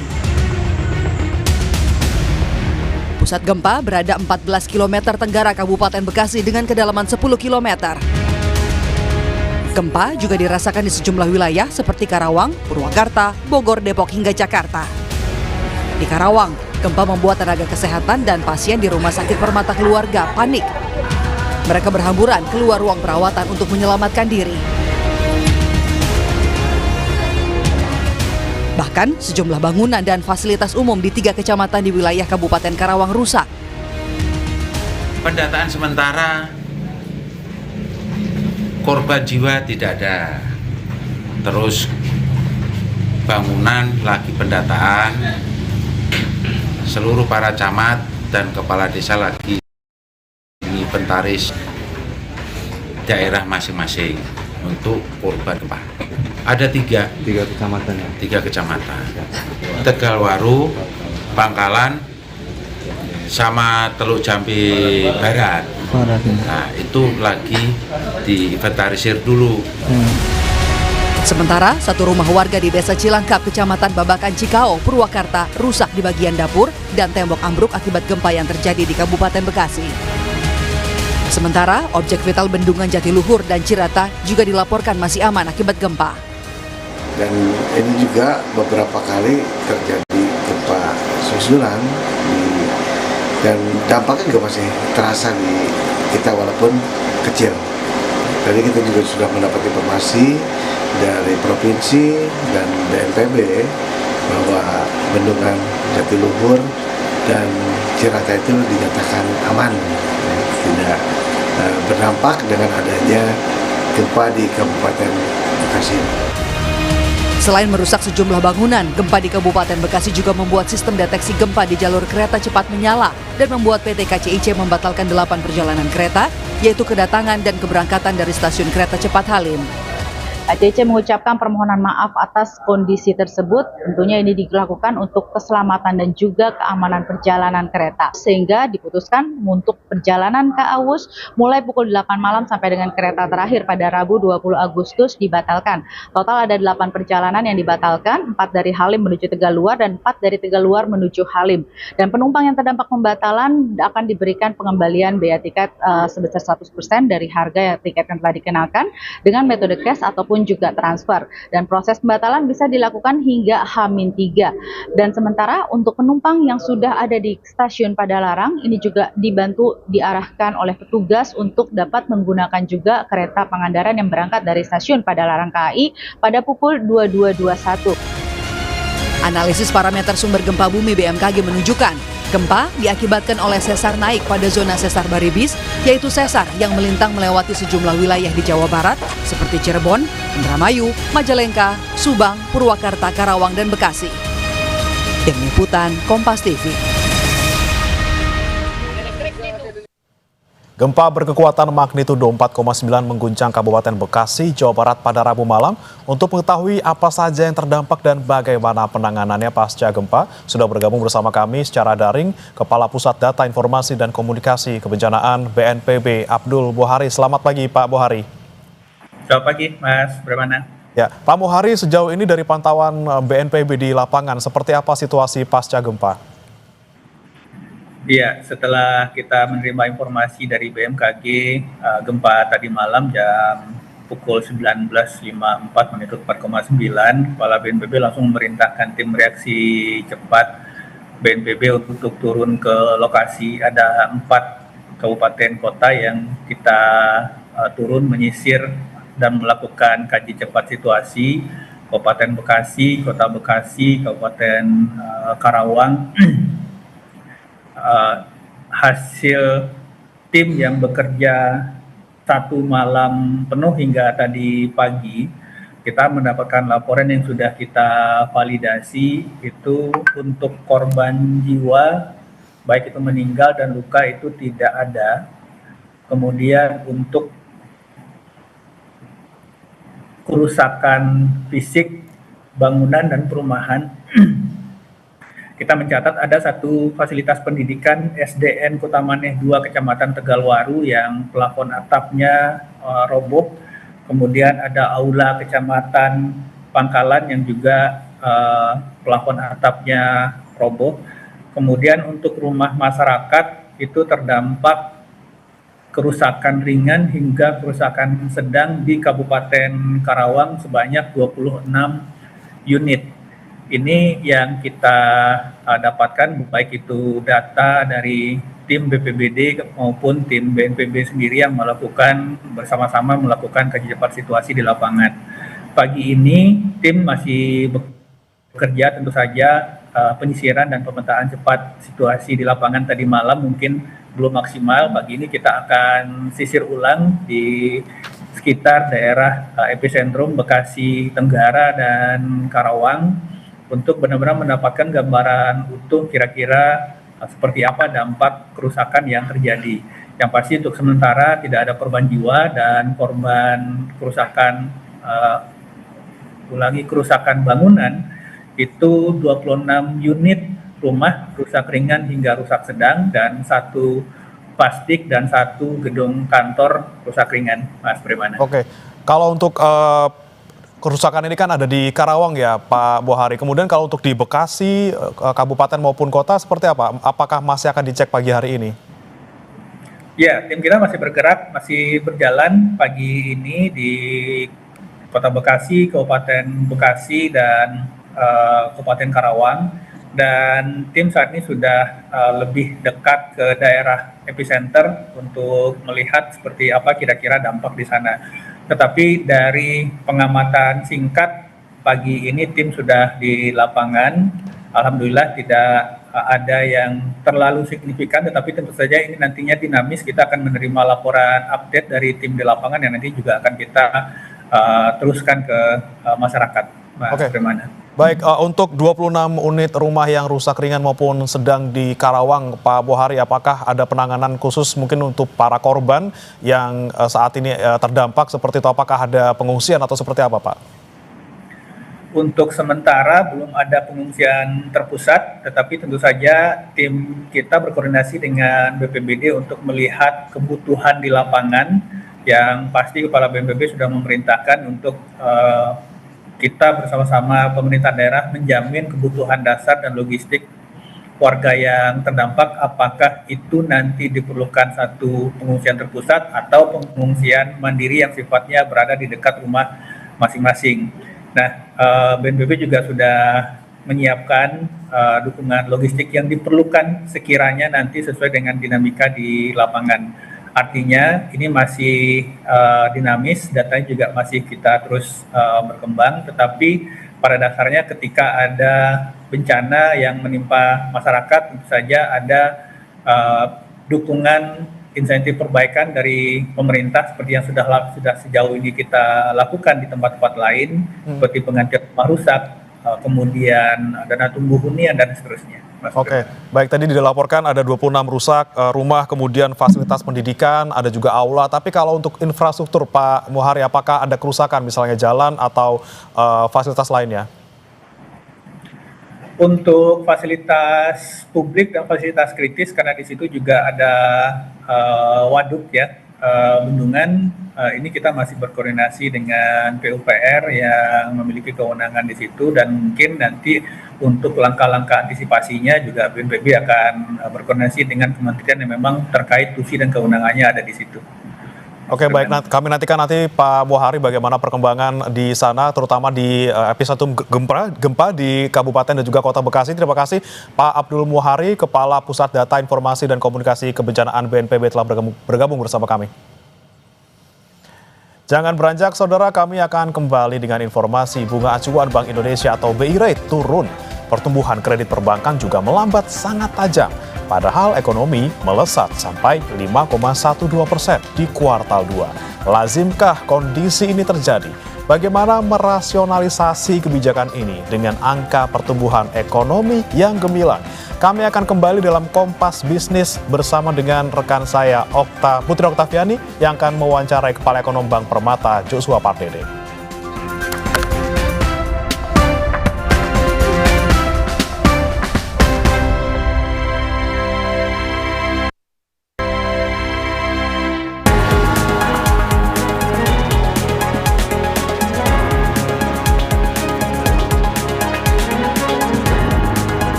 Saudara, Anda menyaksikan Kompas Bisnis bersama saya Putri Oktaviani. Sudah 4 kali saudara Bank Indonesia memotong bunga acuan alias BI Rate dari awal tahun 2025. Rapat Dewan Gubernur Bank Indonesia 20 Agustus menggunting bunga acuan sebesar 25 basis poin. Sejak awal tahun secara keseluruhan BI Rate turun 1 persen poin. BI Rate Juli merupakan rekor terendah sejak RDG November 2022. Ada sinyal menarik yang dilempar Bank Indonesia.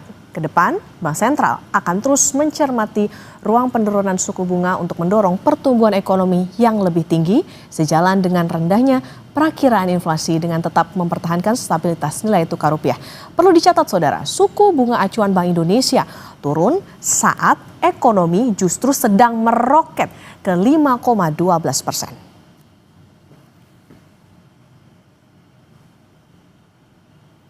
Ada data menarik lain yang ditunjukkan Bank Indonesia. Saat ekonomi meroket, laju pertumbuhan kredit justru menukik ke bawah. Rinciannya, Mei masih tumbuh 8,43%, Juni 7,79% dan Juli 7,03%. Bank Indonesia bilang perilaku perbankan cenderung berhati-hati dalam menyalurkan kredit. Antara lain tercermin pada standar penyaluran kredit atau lending standard yang meningkat.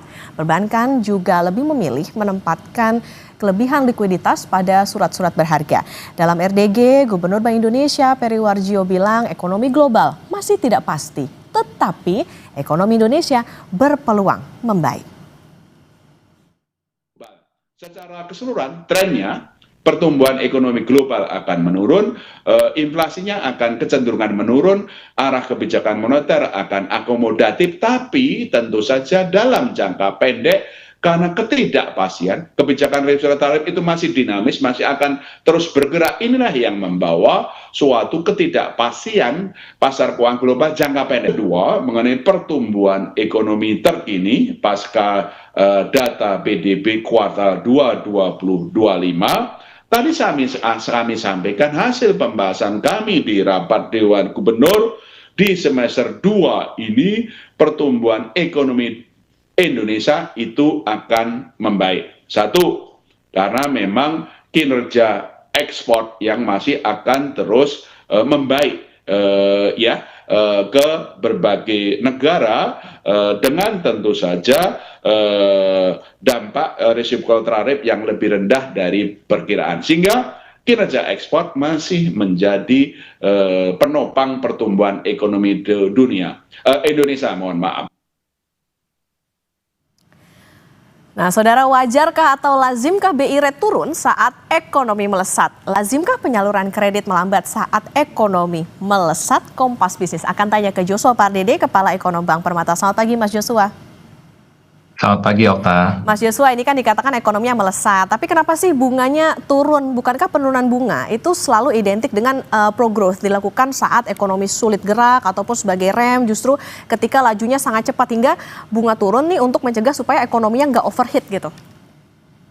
Ya, yang pertama adalah melesat itu adalah relatif ya. Jadi kalau kita bicara apakah pertumbuhan ekonomi 5,12% itu apakah benar-benar dirasakan oleh masyarakat kalangan menengah ke bawah, masyarakat berpenghasilan rendah, pertama. Lalu juga kalau kita bicara forward looking ke depannya, kita bicara kebijakan suku bunga kebijakan Bank Indonesia ini adalah forward looking, kebijakan yang forward looking. Artinya Bank Indonesia juga tentunya melihat bagaimana potensi kondisi ekonomi ke depannya, khususnya di semester kedua, yang dimana tadi sudah kami sudah disampaikan juga bahwa kondisi semester 2 memang penuh tantangan, khususnya apalagi dengan implementasi kebijakan tarif pram yang sudah mulai berlaku di awal Agustus, sehingga kami justru melihatnya adalah kinerja ekspor justru akan mengalami perlambatan di kuartal ketiga ini.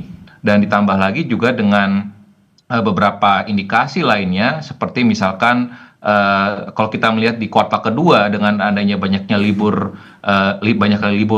nasional, kita terdoronglah spending. Nah, di kuartal dan semester kedua ini memang kurang lebih tidak banyak libur ya, sehingga itu diperkirakan makanya kondisi spending masyarakat pun juga mungkin akan sedikit terhambat, sehingga memang diperlukanlah intervensi kebijakan, dalam hal ini stimulus dalam hal kebijakan moneter, yakni wujudnya adalah penurunan suku bunga untuk dapat bisa menstimulasi pertumbuhan ekonomi di semester kedua. Yang diharapkan ini pun juga dikombinasikan ya dengan akselerasi dari belanja pemerintah, yang dimana ini baru mulai kelihatan ya di bulan Juni tahun ini, baru saja mulai di akhir kuartal kedua, yang harapannya ini jangan lagi terjadi di kedepannya, agar penurunan suku bunga dari Bank Indonesia ini bisa lebih efektif lagi, bisa mendorong pertumbuhan aktivitas ekonomi untuk seluruh lapisan masyarakat, sehingga ekonomi kita akan bisa lebih sustain lagi ke depannya. Oke, berarti tadi ada bagaimana faktor eksternal tadi soal bagaimana tarif Trump, kemudian juga salah satunya kalau dari internalnya adalah soal bagaimana spending dari masyarakat. Ini artinya apa? Ada indikasi, Mas Joshua, concern dari BI ini soal daya beli, ada concern pada inflasi inti yang terus rendah? Ya, kalau kita bicara tentu ya ruang penurunan itu kalau Pak Peri sampaikan beberapa RDG sebelumnya, ruang itu tetap terbuka. Artinya dua faktor utamanya adalah memang inflasi, ekspektasi inflasi yang tetap rendah. Yang kedua adalah memang stabilitas rupiah yang terkendali. Nah, terkendalinya ekspektasi inflasi ini, pertama adalah kita membacanya juga inflasi dari sisi mana, dari sisi permintaan kah atau dari sisi supply. Kalau kita bicara sisi sisi permintaan, memang ada indikasi memang kondisi permintaan perekonomian pun juga mengalami pelemahan ya. Oleh sebab itu, maka latar belakang di mana mengapa inflasi ini inti, yakni yang mengindikasikan tadi permintaan dari perekonomian ini masih lemah, yakni kalau bahasa teknisnya disampaikan output gap, yaitu masih negatif. Artinya ini mendorong ataupun memberikan ruang untuk penurunan suku bunga. Jadi kami tetap menyatakan bahwa keputusan dari Bank Indonesia pada RDG bulan ini dengan memangkas suku bunganya itu tepat ya, dan ini memang di luar konsensus ya. Sebagian besar ekonom di bulan ini menyatakan mempertahankan suku bunga ya, tapi ini sejalan dengan proyeksi kami ya, bahwa di bulan ini memang BI masih memiliki ruang untuk memangkas suku bunganya karena tadi inflasinya tetap terkendali, dan ini memang betul mengindikasikan tadi beberapa lapisan masyarakat khususnya kelas menengah ini masih mengalami penurunan daya beli, sehingga ini perlu distimulasi dengan penurunan suku bunga, dan sehingga tadi ini akan bisa mendorong pemulihan dari sisi daya beli khususnya kelas menengah.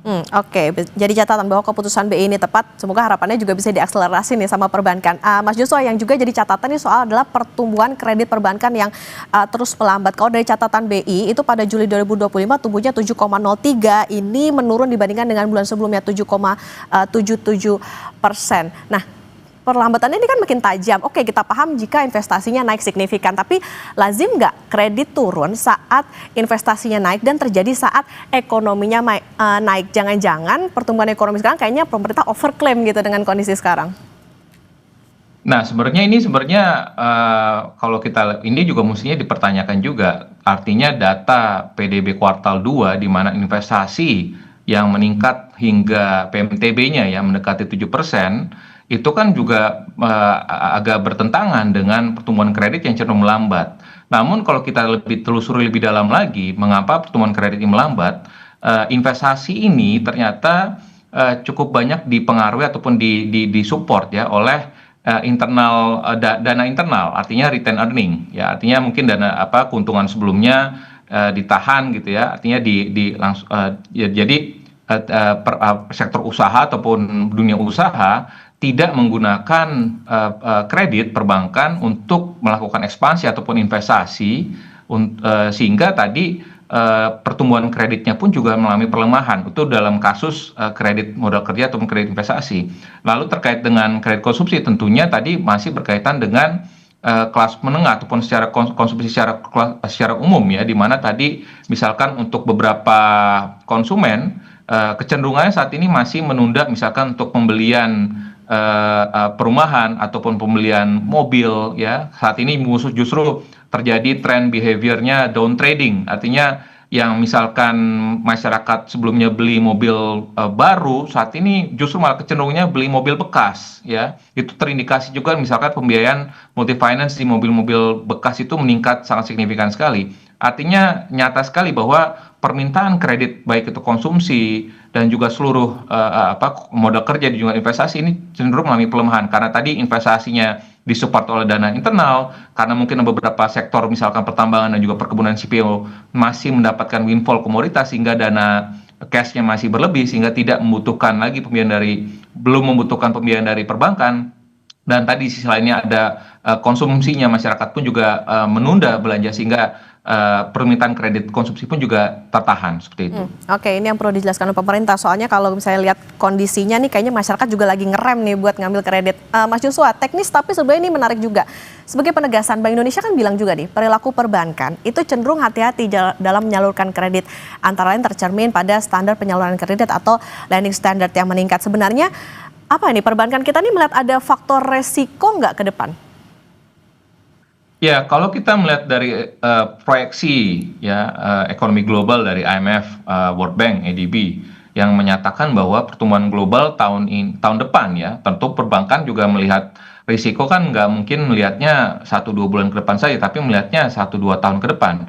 Dan melihat risiko ke depannya kan ini dampak dari tarif Trump ini kan cukup masif ya, dan ini sekalipun memang mungkin dampak langsungnya untuk exposure produk industri manufaktur kita yang terekspos ke Amerika Serikat ini mungkin dampaknya relatif kecil yang seperti disampaikan juga oleh Menteri Keuangan 2 hingga 3% terhadap PDB. Tapi kita perlu antisipasi dampak tidak langsungnya karena tarif ini juga dikenakan terhadap seluruh mitra dagang utama Indonesia, Jepang, Eropa, ASEAN, negara-negara ASEAN. Ini pun juga akan terkena. Artinya permintaan ekspor Indonesia dari negara-negara tersebut yang juga notabene terkena tarif resiprokal tarif oleh Amerika, ini pun juga akan terkena dampaknya. Artinya tentu kita melihat, perbankan juga tentunya melihat bahwa resiko ada di sana dan juga terkait juga tadi dengan kondisi pelemahan daya beli kelas menengah. Artinya tentunya perbankan pun juga dengan kondisi tersebut risk appetite-nya dalam hal ini lending standardnya pun juga diperketat ya, karena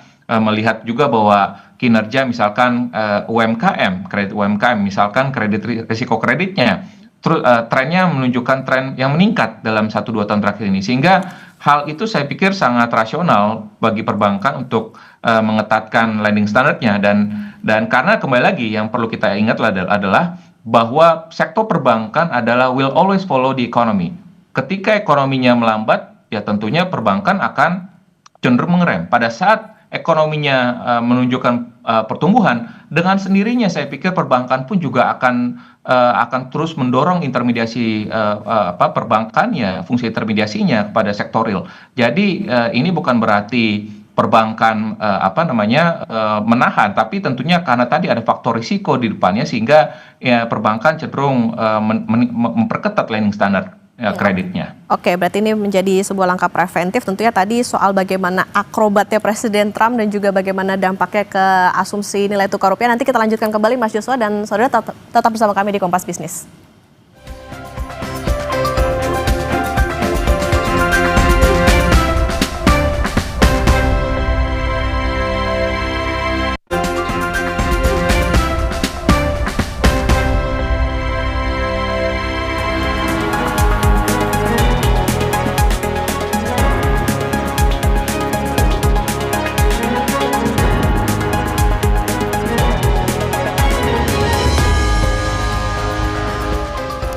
Kompas Bisnis kembali menemani Anda, saudara, dan kita akan melanjutkan perbincangan bersama dengan Kepala Ekonom Bank Permata, Joshua Pardede. Mas Joshua, tadi kalau dikatakan misalnya nih perbankan kayaknya agak bisa ya hati-hati lah gitu, jadi preventif karena ngeliat kondisi saat ini. Nah, jadi kapan kira-kira perbankan ini menurunkan bunga kredit mereka, kalaupun belum, apa dan siapa penghalangnya? Ya, kalau kita bicara kapan, tentu transmisi ke suku bunga ini akan terus bekerja ataupun berlanjut ya, dan ini tentunya akan dan ada prosesnya ya. Kalau kita bicara pada saat suku bunga acuan BI let's say diturunkan, itu ada waktu 1 bulan setidaknya ya pada saat perbankan menyesuaikan suku bunga deposito, karena ada waktu kewajiban perbankan pun juga menginformasikannya kepada nasabah ya jika ada mau menurunkan suku bunga deposito. Nah, setelah suku bunga deposito ini turun, tentunya ada waktu lagi, jarak waktu antara sampai dengan nanti suku bunga kredit ini juga diturunkan. Dan ini sangat akan bervariasi dari masing-masing perbankan, bagaimana kondisi dari risiko kreditnya atau NPL-nya dari perbankan tersebut, ataupun dari sisi kondisi likuiditasnya yang tidak bisa dipukul rata, karena ada bank-bank yang mungkin likuiditasnya cenderung ample sehingga mungkin penyesuaian suku bunganya bisa relatif lebih cepat. Namun juga ada bank-bank yang relatif likuiditasnya relatif ketat, sehingga tentunya pada saat penyesuaian suku bunga kredit ya ini tidak bisa cepat karena suku bunga dana pihak ketiganya pun juga masih relatif tinggi ya, sehingga oleh sebab itu ya ini memang akan case by case dari masing-masing bank terkait dengan kondisi likuiditas dan juga risiko kreditnya. Namun kami meyakini bahwa perbankan akan tentunya karena ini mengingat suku bunga BI adalah reference rate, adalah suku bunga referensi, tentunya perbankan akan mengikuti tentunya suku bunga acuan BI tersebut. Namun proses ataupun time lag-nya ini akan membutuhkan waktu. Namun besaran dan juga waktunya ini akan sangat bergantung kembali lagi kepada kondisi masing-masing perbankan. Oke, acuannya udah turun terus dari BI, tapi tentu yang jadi catatan perbankannya mau nggak nih ikutan, karena atau janjian tadi lagi hati-hati banget nih ngeliat bagaimana kondisi. Oke, Mas Joshua, rupiah di era APBN ini juga naik ke 16.500. Bukankah ini bisa dikatakan jadi apa ya? Ada sinyal keraguan fundamental ekonomi Indonesia, atau bukankah ini artinya ada premi resiko di dalam negeri, meskipun Menteri Keuangan Sri Mulyani bilang ini tuh karena ada akrobatnya Presiden Trump gitu. Ya, satu sisi memang kami melihat bahwa ini tentunya antisipatif ya, mitigasi bahwa yang tadi risiko yang kami sampaikan bahwa ada risiko globalnya ya, dari Trump, dari pelambatan China, lalu juga dari geopolitik Timur Tengah. Namun juga kami melihatnya ini juga ada inkonsistensi, artinya dari sisi asumsi pertumbuhan ekonominya optimis 5,4%. Namun kalau kita lihat dari sisi nilai tukar rupiahnya, tentunya ini agak sedikit konservatif ya, artinya agak kurang sejalan ya. Namun kalau kita memakai kacamatanya pemerintah, artinya mengapa pemerintah menggunakan asumsi yang cenderung lebih konservatif terhadap rupiah. Kami melihat bahwa kalau nanti sekiranya rupiah, ini kan rata-rata asumsi rupiah pada era APBN ini kan rata-rata, artinya kalau nanti realisasinya di bawah ataupun lebih baik daripada 16.500, let's say 16.000, tentu ini kan memberikan dampak yang lebih positif ya kepada kepada anggaran ataupun pada APBN kita. Jadi artinya mungkin lebih baik sedikit konservatif kepada dari sisi rupiahnya, karena nanti mungkin dampaknya akan jauh lebih besar ya, karena kalau misalkan pemerintah memasang terlalu optimis kepada rupiahnya, nanti kalau misalkan terjadi gejolak yang tidak diantisipasi, tentunya nanti akan bisa berimbas juga nanti kepada misalkan ada penambahan belanja, let's say misalkan kepada belanja subsidi, energi dan lain sebagainya. Tentu ini akan bisa mendorong pembengkakan defisit APBN ke depannya, dan itu yang mungkin diantisipasi untuk dimitigasi oleh pemerintah. Jadi saya pikir itu menjadi salah satu dasar mengapa pemerintah memasang asumsi 16.500 pada era APBN 2026 mendatang. Oke, meskipun tetap ada nada optimistik begitu ya dengan 16.500, tapi harapannya bisa kurang dari 16.500. Nah, ini jadi catat lagi bahwa tadi kalau kembali lagi bagaimana BI udah menurunkan BI rate, tapi harapannya juga diikuti dari perbankan, meskipun juga Bang tadi hitung-hitungan gimana preventifnya dengan adanya faktor-faktor dari eksternal tadi, supaya tentunya bisa kerek ekonomi nih Mas, dan juga kondisinya bisa dikatakan kalau ekonominya lagi oke, ya kondisinya benar-benar oke, agar nggak jadi pertanyaan buat investor maupun juga publik. Terima kasih Kepala Ekonom Bank Permata Mas Joshua Pardede sudah bersama di Kompas Bisnis. Sehat selalu. Saudara, hasil tes DNA menunjukkan anak Lisa Mariana bukan anak Ridwan Kamil. Selanjutnya Barreskrim Polri akan melakukan gelar perkara kasus dugaan pencemaran nama baik yang dilaporkan mantan Gubernur Jawa Barat Ridwan Kamil terhadap selebgram Lisa Mariana. Informasinya usai jeda.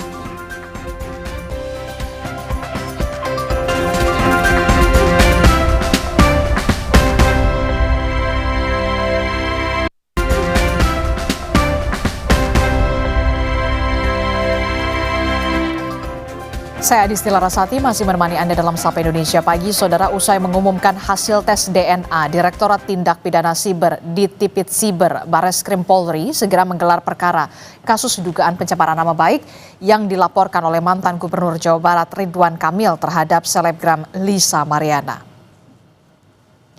Namun demikian, Kasubdit 1 Ditipit Siber Barreskrim Polri Kombes Rizky Agung Prakoso belum memastikan kapan gelar perkara akan dilakukan.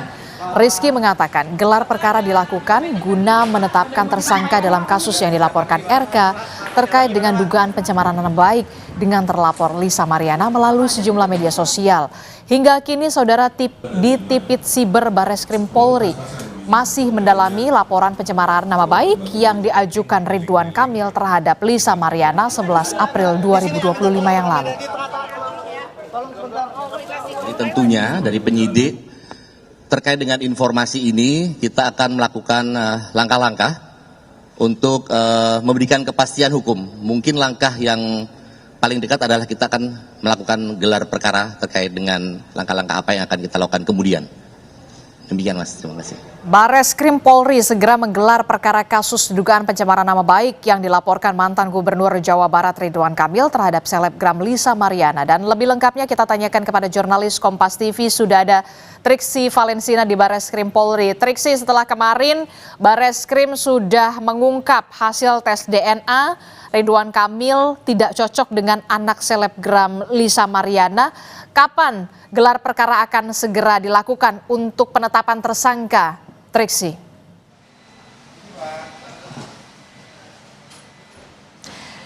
Yang dipastikan adalah secepatnya gelar perkara ini akan dilakukan oleh Barreskrim, atau dalam hal ini adalah penyidik, karena memang statusnya saat ini sudah naik ke penyidikan, mengingat bagaimana hasil tes DNA ini sudah disampaikan dan ini akan menjadi acuan dalam penyidikan. Lantaran juga sekalipun ada dari hasil tes DNA ini menyebutkan ketidakcocokan DNA ataupun juga non-identik antara DNA anak dengan DNA Ridwan Kamil. Namun yang harus dipastikan adalah bagaimana proses hukum ini ataupun juga proses laporannya harus terus berjalan. Sehingga gelar perkara ini menjadi langkah yang awal ataupun juga langkah terdekat yang harus dilakukan dari penyidik untuk kemudian menentukan status hukumnya, termasuk juga status dari terlapor yakni Lisa Mariana, karena memang sudah ada beberapa hal yang dikumpulkan oleh penyidik. Dalam hal ini ada setidaknya 12 saksi yang sudah dilakukan pemeriksaan, termasuk juga Lisa Mariana dan juga Ridwan Kamil, termasuk juga ada keterangan-keterangan yang diminta dari ahli bahasa, ahli ITE dan juga ahli hukum pidana. Dan juga diperkuat dengan bukti-bukti yang sudah dikumpulkan baik dari dokumen elektronik, sampel suara, surat-surat, hingga yang terakhir kemarin adalah hasil dari tes DNA. Tentu kan ini sudah dikumpulkan semuanya, maka dari itu penyidik harus melakukan gelar perkara untuk menentukan bagaimana status laporannya, bagaimana status terlapor, termasuk juga apakah kemudian nanti penyidik akan mengumumkan siapa yang dilihat sesuai dengan alat bukti, 2 alat bukti minimal yang sudah sah ini tersangka dari laporan dugaan pencemaran nama baik yang dilaporkan oleh Ridwan Kamil kepada Lisa Mariana. Nah, inilah yang kemudian kita akan nantikan Adisti dan juga saudara terkait dengan gelar perkara termasuk juga kelanjutan dari kasus ini. Nah, tapi kemarin kalau misalnya dari hasil tes DNA yang sudah disampaikan dalam press conference, ada tanggapan-tanggapan juga yang dikeluarkan. Yang pertama misalnya kita melihat tanggapan dari Lisa Mariana yang diunggah dalam sosial medianya menyebutkan bahwa dirinya ini menduga ada rekayasa dari hasil tes DNA, tidak menerima hasil dari tes DNA tersebut dan juga meminta untuk diusut tuntas. Sementara kalau misalnya kita melihat dari penasihat hukum Ridwan Kamil, Muslim Jaya Butar-Butar, menyebutkan bahwa meskipun saat ini proses hukumnya berjalan, Ridwan Kamil masih menempuh pertimbangkan langkah-langkah hukum, tapi tidak menutup kemungkinan ataupun juga membuka jalur untuk damai. Jadi memang ada kemungkinan-kemungkinan yang disampaikan oleh penasihat hukum selain misalnya jalur hukum adalah jalur damai. Akan ada negosiasi atau mungkin perbincangan yang akan dilakukan untuk menempuh jalur lain.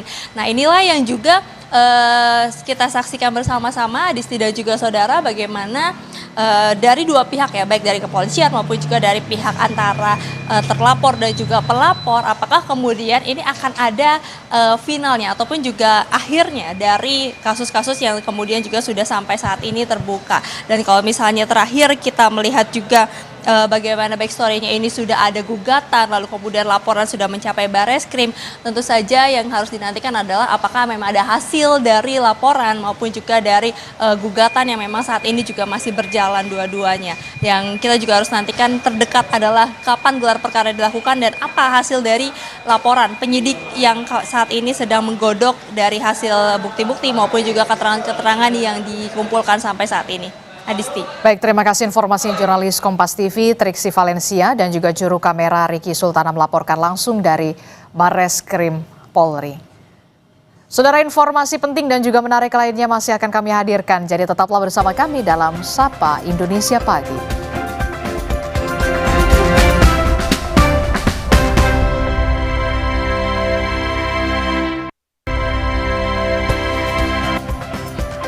Masuk di paruh terakhir Sapa Indonesia Pagi, saudara. Israel meningkatkan serangan ke Gaza di wilayah di bawah rencana pendudukan. Puluhan warga sipil tewas. Kepulan asap terlihat di beberapa lokasi di wilayah Gaza saat Israel melanjutkan operasi militer di wilayah tersebut.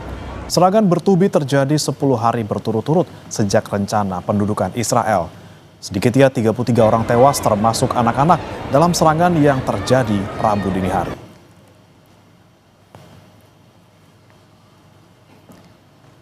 Meletus sejak 22 bulan lalu, konflik Israel-Hamas masih saja panas dan kini tarik ulur gencatan senjata memecah belah pengungsi warga Gaza.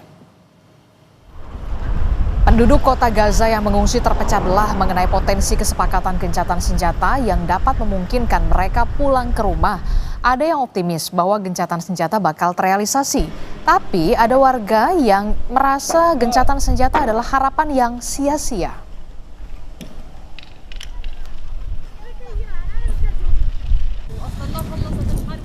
Demikian Sapa Indonesia Pagi hari ini, saudara. Saya Breman Atinaya. Dan saya Adistila Rasati. Sampai jumpa.